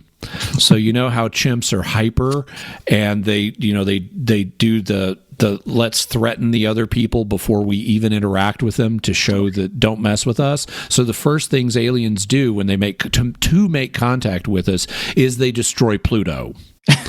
Just bang, planet killer. They smash a huge asteroid into it just to show us that they're strong and we shouldn't mess with them, and they're spastic like chimps are. Wow, that sounds terrifying. A smart chimp is probably the scariest.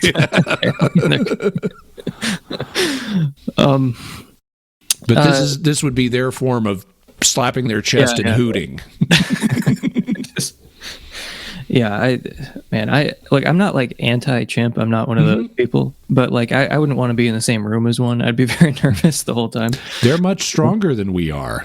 Have you seen like a shaved chimp or like a hairless one?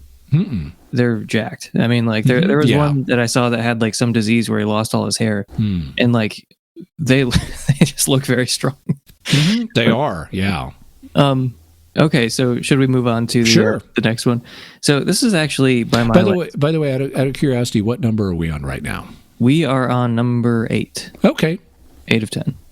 So that sounds like a Borg designation. This is by my lights probably the best objection. I don't know if you agree with that, but this is the Low Priors Objection. Mm-hmm. So however unlikely it is that abductees, eyewitnesses, whistleblowers, and those are very different categories, but however unlikely it is that they're lying or that they're just mistaken, mundane explanations of their testimony are still more probable than the idea that we're being visited by aliens. So in other words, the kind of evidence we have isn't sufficient to overcome the low prior probability of genuine alien visitations. Well, I think that, I guess there are a number of things I could say here. The first one is that you got to look at the evidence in front of you. You cannot allow priors are priors. Mm-hmm. They aren't conclusions. Because this is kind of like David Hume's argument against miracles, which is frankly a terrible argument, that, miracles by nature are improbable, therefore we should always assume there's a natural explanation for an event, and therefore miracles are impossible. Well, okay, by that logic, you would rule out any, not just miracles, but any improbable occurrence. You could say, okay, the odds of having identical twins is improbable, therefore we should always assume that any evidence presented for identical twins is to be explained in some other way, therefore identical twins are impossible. Or if that's not improbable enough for you, pick something else. Yeah, but it seriously biases you towards only believing in things that happen with a sufficient with frequency. High probability. Yeah. And so we're at risk with this low priors argument of not doing what you need with the evidence and taking it seriously and just sticking with your priors. So that's one possible problem here. Another possible problem is, how are you establishing your priors? Mm-hmm. How do you know what the prior probability is of aliens meeting you? I don't think you can rationally establish that. You can say, well, they haven't made overt contact with us.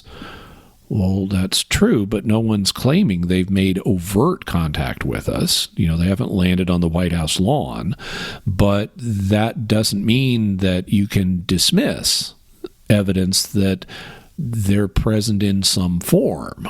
Like they've come here and they have some kind of covert research program or something that they're doing. So I think that I'm sympathetic to saying, well, my priors are low for this. That's the other thing. Priors are all subjective. They're from person to person. And if someone says, well, my priors are low and I haven't seen evidence that would overcome the low probability that my priors establish, well, I respect that. I want to know, well, have you looked at evidence and have you looked at it open-mindedly? But if they say, yeah, I've taken an open-minded look at the evidence and I'm just not convinced, I'd say, well, I respect that. I'm not convinced either that they're here. But I don't think we can draw firm conclusions from that. If you want to say, I haven't seen the evidence to convince me, that's totally fine. But if you want to say it's impossible aliens are here, or it's so improbable that I'm going to dismiss and scorn anyone who thinks otherwise, well, then I think you're being a jerk and you're not taking a genuinely scientific attitude towards this question. Yeah. I mean, there is no agreed upon objective way to set the prior probability for a hypothesis like this. So in a way, it's a good objection because we can't say definitely no, you're doing it wrong. You're setting your priors, incorrectly when you set them that low. And of course, that means we could do the same thing. We could say the same thing, but that's not really my point. We could set them higher and they couldn't say we're doing it wrong. But my main point is that it's widely recognized that setting the priors, even though there's no agreed upon objective way to do it, it's still agreed upon that background knowledge has something to do with it. So if a hypothesis doesn't cohere well with other well-established knowledge, then that means the priors should be set lower than they otherwise would be. Then we would set the priors if it cohered nicely with background knowledge. But the problem is that the skeptic's case for setting the priors so low is dependent on exactly the kind of defeaters we've been talking about so far. Yeah. Like, the reason they set their priors so low, it's totally dependent on these kinds of objections, which I think we've been undercutting, this whole time. So I don't think their case for setting their priors so much lower than I'm setting them is really justified. Yeah, I agree. They are setting priors based on the kinds of considerations we've been talking about and knocking down.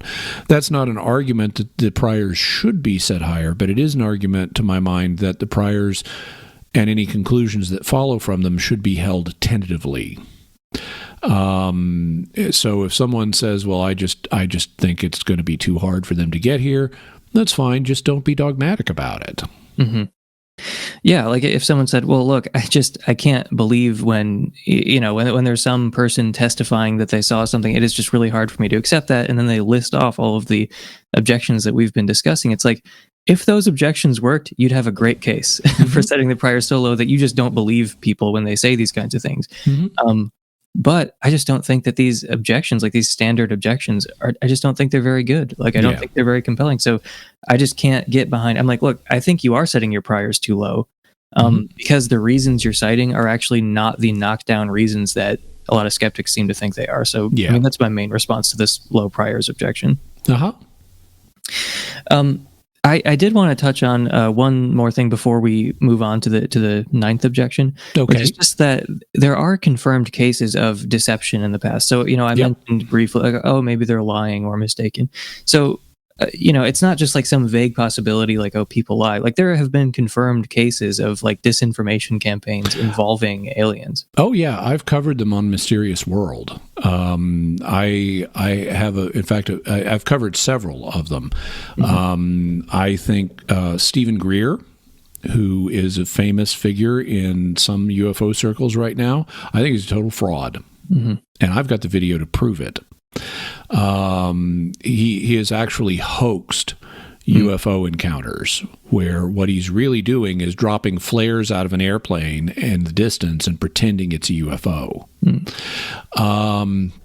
There's another guy named Terry Lovelace who I've covered on the show, who I strongly suspect is making stuff up.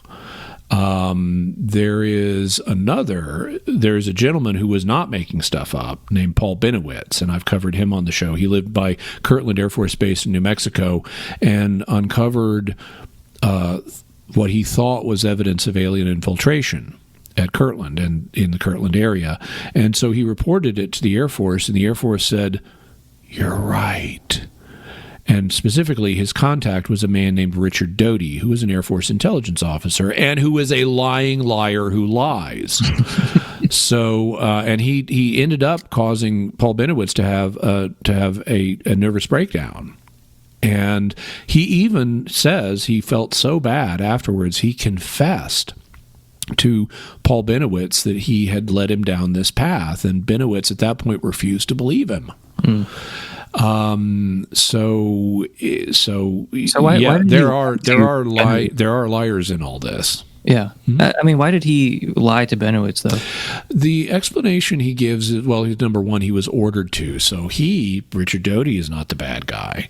But the explanation is that, so Benowitz was an inventor.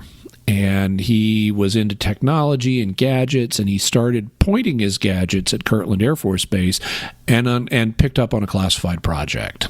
And rather than tell him, and Benowitz thought what he was seeing was alien. And so rather than tell him, dude, we want you to back off because this is really a classified project, it's not aliens, they decided to mislead him and say, oh, yeah, you're right. This is very interesting. Let's stay in touch about this alien thing you've uncovered.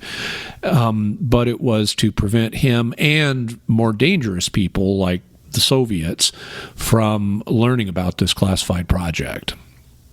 And this was one of the things that was true of the UFO community during the Cold War, was it was penetrated by U.S. and Soviet intelligence.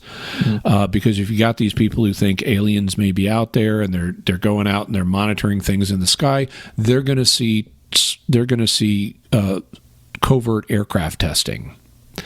And the Soviets want to know about our covert aircraft, and our people want to keep track of what the Soviets might learn and from the UFO community about this. And so you had U.S. military personnel infiltrating the UFO community to keep track of what the UFO community knows, and thus what the UFO community could pass on to our nation-state competitors. Yeah, I mean, I meant to mention this earlier with the hypnosis cases, that like there is, even if you are someone who's more convinced of genuine alien visitations than I am, there's just no avoiding that there's just a lot of nonsense in the UFO community. There's a ton of it. Yeah. A ton of it. And like, you don't have to be like a full-blown skeptic to recognize that, or to use some skeptical resources for some of the cases that come up. And yeah, I guess I just wanted to mention that first, but also just that, deception, like coordinated deception, intentional deception is a real thing that has happened, and that, UFO believers have fallen for, often through no fault of their own. Like they had good reason to believe what they were being told, but it was a lie. Yeah, you have someone from you saw this alien thing, and you contact the Air Force Base and tell them about what you saw, and they send an agent over who says, you're absolutely right. You've got good reason to think he's telling the truth until you learn that what's really going on. Yeah. So I heard you mention this, that the Majestic 12 documents are generally regarded as not fake. Okay. Yes. Do we need to explain what those are, or? Yeah, just briefly, and also why they're considered fake. Yeah, so the Majestic 12 documents were a set of documents that purported to come from government and military sources, and they sketched this history about after Roswell, President Eisenhower or President Truman formed this group of 12 experts known as Majestic 12, also called MJ12, to oversee what we knew about UFOs, and that led to contact with extraterrestrials, and President Eisenhower signed a treaty with them and had a meeting with them in the 1950s, and we've been reverse engineering UFOs, and Roswell was an alien crash, and we've even had ETs sort of here on Earth in our custody, kind of, that we later returned, and all this stuff happened, and we're reverse engineering UFOs, and we've signed a treaty with them, so we've got off-world allies and stuff. And this was all coming out in the 1980s at the height of the Cold War. So we're because we did seriously. I mean, people think of 1962 as being the height of the Cold War, and that was a height. But also, we almost went to nuclear war several times in the 1980s, such as after the 1983 Able Archer incident. And so we've got these really tense relations with Russia, and it's just so convenient that all of a sudden there are these documents coming out saying, oh, guess what? U.S. has alien tech and alien allies. They've got a treaty with them. Maybe Soviet leadership, you shouldn't mess with the Americans because they're going to go all alien on your butt. So that's a plausible motive for what the MJ12 documents were, but what actually convinced a lot of UFO researchers were the same things that convinced a lot of people that the Rosemary, what's her last name? The year 2000 President George W. Bush Air Force documents that got ended Dan Rather's career, that those were fake. Anachronisms. There were things in the MJ12 documents that were anachronisms. There were also stylometric studies that were done that indicated that even though these two documents are claiming to be from disparate sources based on stylometric qualities like length of sentences and the common grammatical features and word choice, this is really by the same guy. Even though it's claiming to be by two different guys. And, of course, these things were released anonymously through mail. People just got, film of them in the mail. And so we don't have provenance on them. And it looks like Richard Doty, our friend from the Paul Benowitz case, was one of the people involved in this. Oh, I didn't know that. Yeah. Oh.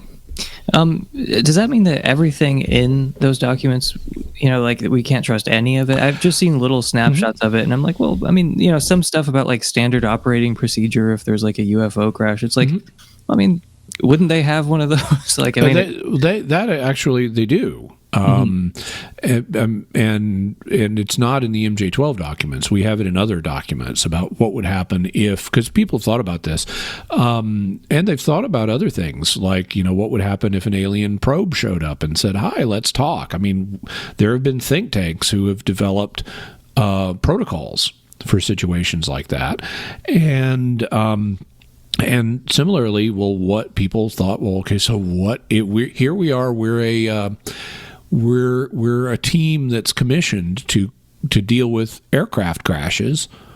What if it's an off-world aircraft? What do we do? How do we handle that? And so, sure, yeah, policies like that have been developed independently of the MJ12 documents. Now, when it comes to the MJ12 documents themselves, they always say you want to plant a lie between two truths to make it more believable.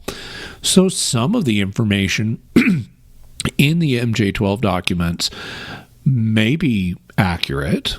I would suspect it's the less exotic stuff in them.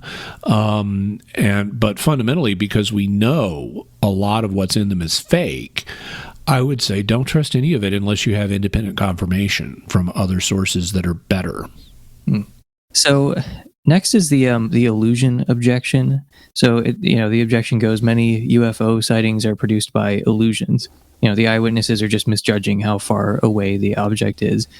And, why couldn't that explain all the sightings? Well, because not all of them are in that category of something distant that you can easily misinterpret. J. Allen Hynek developed the famous close encounters categorization system of first, second, and third kind, but that's only half of his classification system. In addition to the close encounters, there are the distant encounters. So the distant encounters are things like, there were three of them, daylight discs, so something you see in the day that's, but it's very small and distant, looks like a disc maybe. Nocturnal lights, so it's night and you see a light in the distance, it's moving kind of funny. And radar returns. And so these are distant encounters with something, and it's very easy for people to misinterpret things in a distance, but they're not all in a distance. That's why he developed the close encounters scale, where you can not only see something is there, but you can make it out in substantial detail. And so Hynek's first level of classification for the close encounters was, you see a UFO at a distance of, say, 500 feet or less so that you can make out detail about it. Close encounters, the second kind, was not only do you see it, but it interacts with its environment in some way, like leaving landing gear traces on the ground, or being, frightening a dog or something like that. Then close encounters with the third kind is where you actually see apparent occupants of the craft. So even if you say, well, people have been mistaking the planet Venus, or they've been mistaking swamp gas, which is actually one that came from Hynek himself back when he was a debunker. He initially was a debunker, but then he came around and came to believe this is a real phenomenon. But he infamously proposed a particular sighting in Michigan, as I recall, was maybe swamp gas, and that he was widely mocked for that. That was actually, I think it was near Dorr, Michigan, and I lived there for a short time. Oh, cool. I didn't learn about that till after the fact. Was there much swamp gas near there? Not that I noticed. So anyway, he kind of regretted that line. But it's not all stuff that you can easily misinterpret. There were situations where people would see, oh, there's this glowing thing in the sky, and what it really was a spy plane that's flying high enough that even though the sun is set where you are, the sun is still shining where it is. It's reflecting off of it, and it looks like it's glowing. But that's a distant encounter. That's not one of the close ones. And so there are illusions that would, trick people, like this glowing spy plane illusion, but they just don't all fit into that category. There are other credible sightings, including now ones that we've gotten gun camera footage of. I mean, it's kind of sucky gun camera footage because it's not the classified good stuff. They're not going to let the Russians know how good our actual high-res cameras are on our planes, and what they can really detect. But we've got some declassified footage of stuff that is not easily explained. There are people who've tried to produce explanations and have claimed things about it, but you go back to the eyewitnesses and they say, no, that wouldn't work for this reason and this reason and this reason. And other experts who've examined the footage saying, no, that explanation, this is not a flying turkey, or whatever. And it doesn't look like one. And in the footage, even in the bad declassified footage. So I think that while there are illusions that trick people or people misperceive, that does not explain all of the data. Right. Yeah, I mean, it can explain some sightings, but it's just like if you were familiar with a range of UFO stories and even videos, it's like I just don't think you would say this. Like, skeptics seem to get a lot of mileage out of just not knowing anything about the subjects they're skeptical of, but frequently, unfortunately, yes. Like two cases that came to mind. First of all, like I saw some video that a skeptical friend shared of some people who were set up in the desert for some reason with like tents and a camera crew, and then like a fly buzzed across their camera, and they were like, "Wow, a UFO!" like right away, and like I don't know what their issue was, but like it was so evidently a fly. Anyway, so they're showing this video like, oh, doesn't this prove that they're all morons? And it's like, well, no, like that couldn't explain every case. Like, that's one of the things I do on Mysterious World is when I make the list of, so here are the likely possible explanations, and we go through them, I frequently will say, well, I'm sure this explains some of the cases. But it's not a good general explanation for all of the cases because there's other data that doesn't fit this one, and depending on the particular mystery we're looking at, I may find multiple ones and say, okay, I think these first three alternatives, they're all contributing causes to this, and none of them are exotic, but they're not good general explanations because there's still a bunch of cases that don't fit any of these patterns. Yeah. Like two that came to mind when I first came across this objection. First off was it was a story that you covered on Mysterious World about a woman who she was in the, I'm forgetting her name and the name of the woods, but I'm sure you know it, she's in the woods in Texas, and there was this bright blinding light. She was with, it was like two older women and a young boy. This is the Cash Landrum UFO encounter. Yeah. Betty Cash and Vicky Landrum. That's right. Okay, yeah. So I mean, like, when you think about their encounter, it's like, oh, well, maybe they were misjudging the distance. It's like, that just doesn't even begin to apply to like the specific case. No. Because their car got so hot. They were so close to the object and it was emitting flame. Their car got so hot that, like, Vicky Landrum puts her hand on the dash in the car and it leaves a handprint, and Betty Cash has to open the car door handle using the sleeve of her leather jacket because she burned her hand on it, and then all three of them get symptoms of acute radiation syndrome. Yeah, that perfectly correlate with how long they were outside the car. Right. It's like, oh, maybe they just misjudged how far away it was. It's like, you have to look at the case. Like, it has nothing to do with that. Or another one that came to mind was like the David Fravor stuff, where it seems like you have multiple witnesses, like some are on the ground, some are in the air, some are looking at screens, like, instruments, and some are looking at it. And it's like, they're all reporting the same thing. It could not, it just doesn't seem like a very plausible explanation when you have multiple witnesses who are looking at it with different instruments. Well, especially because David Fravor was the lead pilot in a group of planes, and so they have footage of this is from the Tic Tac incident from 2004 off the coast of San Diego. You've got different planes at different locations in the air. You can use triangulation to figure out how far away it is. Yeah, I mean, not to repeat myself, but it seems like skeptics do get a lot of mileage out of not knowing much about the subject they're skeptical of. But we've already granted that, like, yeah, there are certain sightings that could be explained this way. It's just it doesn't apply to all of them, and Anyway, should we move on to the final objection here? Yeah, sure. Let's deal with the big bad. Yeah, this is we saved the worst for last, so it's almost barely worth mentioning. But I've heard it enough times that it maybe be a good idea to address some of the armchair psychologizing that goes on about like UFO phenomena. So this is just the psychoanalysis objection. Okay.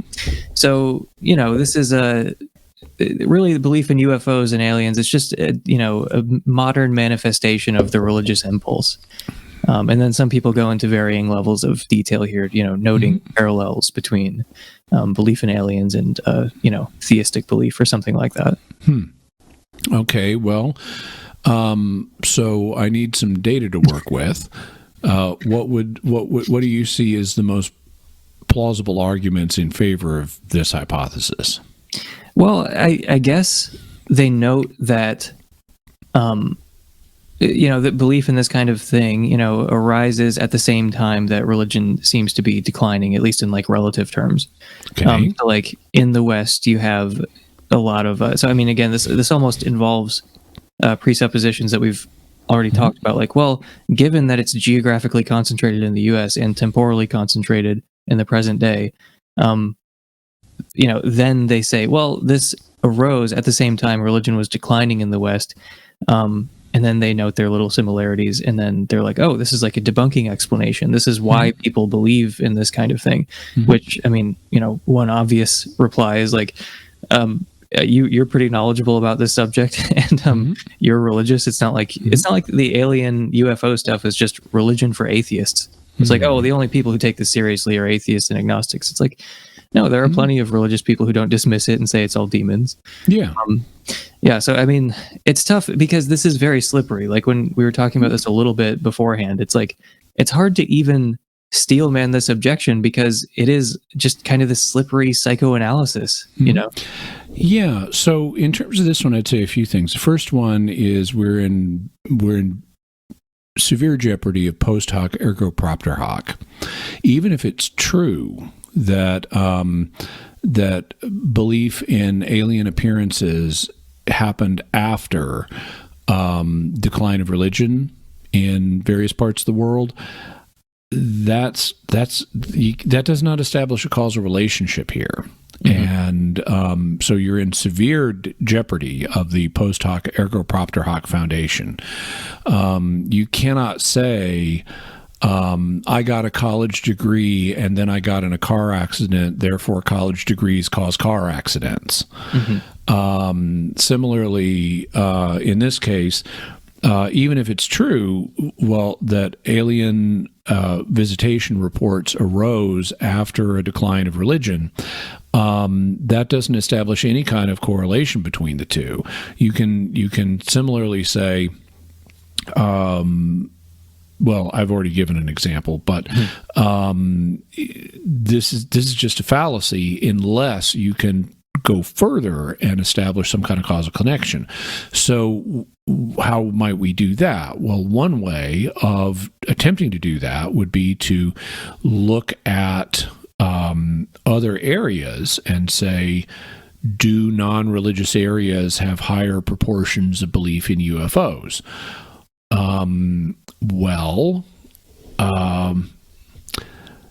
Doesn't really look like it. You got a high percentage of belief in UFOs actually all over the world, in both religious and non-religious places. Another one is, what's the theory behind this? Why would somebody want to believe? What is belief in UFOs fulfilling for people that religion otherwise would fulfill? Well, okay, the two things that religion deals with are the divine and the afterlife. And the divine, usually in the divine, at least in religions historically, you've been getting help from the divine, and like in this life, and then you entrust yourself to the divine for the afterlife. And so do people believe that aliens are helping them in their lives? Well, maybe a few people believe that, but not so many. Mm-hmm. And are people entrusting themselves to the aliens in the afterlife? Well, maybe a few people, but probably even less. So it doesn't look like that this is plausibly fulfilling the same functions that religious people have. Then you also mentioned there are religious people who believe in these, and then if you look at how are you correlating the sudden onset of belief about extraterrestrials, which, I mean, you had speculation about them before, but the UFO craze launched in the summer of 1947. And it's not like there was a dramatic decline in religion right before the summer of 1947. In fact, there was a big boost in religion because we had just come through World War II, and you had, people all over the planet praying for victory and stuff like that. And they thought, the religious ones thought God came through and the good guys won and the Nazis didn't win. And they're not attributing that fact to aliens. They're attributing that to God. And you have this the 1950s are not generally regarded as the nadir of religion in the United States. It's actually, that's back when everybody went to church. Right. So there are multiple aspects of this that just make it sound like armchair psychologizing that has not in any way been rigorously tested and does not appear to be a good fit for the actual data. Yeah. If you're going to engage in psychoanalysis, at least do it well. Yeah. Good at it. and this is something else. I am very hesitant. I get calls. I do one of the shows I do is called Catholic Answers Live. People call in; they can ask me any question they want, pretty much. And I regularly get questions about why do these people believe this thing. Mm-hmm. And I get the sense that a lot of times what they want to know is what's the psychological reason for this. And I never want to go there. I mean, I occasionally may tentatively offer some thoughts about what psychological reasons could contribute to it, but I'm very hesitant to do even that. I do not want to psychologize other people and explain their beliefs psychologically. I want to say, what's the evidence for them? And the overwhelming in part because I want my beliefs respected, instead of saying, oh, you believe this because you've got this psychological characteristic. No, thank you. Let's talk about the evidence I have for my beliefs. And I want to do other people the same courtesy. So what I tend to do is I say, well, they believe this because they think they have this evidence, and we can talk about that evidence and see if it's good or not. But it's generally a weak move to attribute someone else's beliefs to psychological causes. What that generally tells me is you don't have a good grasp of the evidence and you don't think you can take down their belief based on the evidence. That's why you're resorting to psychology, because it doesn't require you to do any research and it doesn't require you to do any hard thinking and argumentation. You're just sloppily attributing their beliefs to something non-evidential rather than actually engaging the evidence and dealing with that. It's lazy apologetics. Yeah. I mean, there was one podcast I listened to, which I otherwise like, where the guest they had just dismissed the entire UFO phenomenon within 10 seconds and immediately jumped straight to, this is just a religious phenomenon in a secular guise. Like within 10 seconds. It was basically the dynamic that you described where it's like, they could not have won any argument with anybody about like this kind of thing. So they're just like, well, I mean, it's obviously ridiculous to think, you might think that creatures like us might have evolved like we did and just been around longer, and advanced and traveled through space. But that's obviously ridiculous. So we have to immediately resort to psychoanalysis. But yeah, it is lazy. And it's also, it's just frustratingly vague, I guess. Like I found an article on Vox. It's also runs the risk of being unfalsifiable. It's purely unfalsifiable. If it's unfalsifiable, okay, then this may be your belief, but it's not a scientific belief because you can't falsify it. Yeah. I mean, like Vox ran this long interview with someone who wrote a whole book. I don't know. I guess the whole book is like this, but the interview was just like excruciating. But yeah, it was just an interview about this exact kind of thing of like, oh, this is like a secular religion or something. But yeah, I mean, it's just lazy apologetics, like you said. Yeah, psychologizing other people instead of engaging their position and saying, so what evidence do you have for this? Why do you think this? It is very infuriating to me, and especially when people are critiquing other people who aren't present and they're not getting their own input and their own say for, no, actually, this is why I believe this. It's ungentlemanly and disrespectful to my mind. It's kind of like there's an apocryphal story, I'm sure, about the British legal system. So in Great Britain, here in America, we have attorneys or lawyers, but there they split the role in two. So you have solicitors and barristers, and one of them is supposed to prepare the case and work with the client, and the other presents it in court. And there's a famous, no doubt apocryphal story about, the guy who's going to present it in court. He's got his client there. He hasn't done his own research. He picks up the case and it says, there is no case, abuse the opponent. And that's essentially what this is. You're not engaging the case. You're just abusing your opponent. I mean, just returning to the Low Priors Objection, my main argument, I guess, for being open-minded about this kind of thing is not just that, the universe is going to turn out stranger than we probably think it will, even though I think it will turn out stranger than most people think it will. It's really just that, the defeaters that are commonly offered are just not that good. And people are coming into this just with their priors set way too low. So when they hear some testimony about alien activity or just like UFOs or whatever, it's like, I think some people just, there's nothing you could say to convince them, but they're not necessarily being irrational. They think they have very good reasons to always go with the more mundane explanations. And what I'm saying, what I think that, you've done here today is undercut most of those pretty effectively, so that you can't really justify setting your priors as low as you were. Especially if you were coming into this thinking that all those were really great objections. And then, I think after hearing, you have to update, you have to update based on what you just heard from the opposing side. And it's like, okay, maybe you have been setting your priors too low, and maybe that's why you're considering this to be so ridiculous. So that's my little spiel. Yeah, I would agree. And like I said, I'm not convinced that UFOs are real. I mean, in terms of extraterrestrial or other exotic origin. Yeah. I'm not convinced of that, but I am open to it because I recognize these defeaters don't defeat. Yeah. And so I've got to be open to it. And there is some anomalous evidence, like the videos that got released from the Defense Department that are not easily explained. And they're not the only such evidence we have. There are cases that are credible and not easily explainable.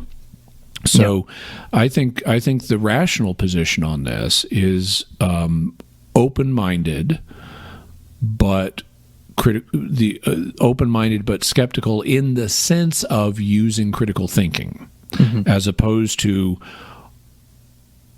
skeptical in the sense of not open-minded. Yeah, dogmatic and curious. Yeah. Unfortunately, that applies to a lot of skeptics, just criminally incurious dogmatists. Maybe I think it applies to more of them than you do, but it just feels so good when you know you're right and everybody else is stupid.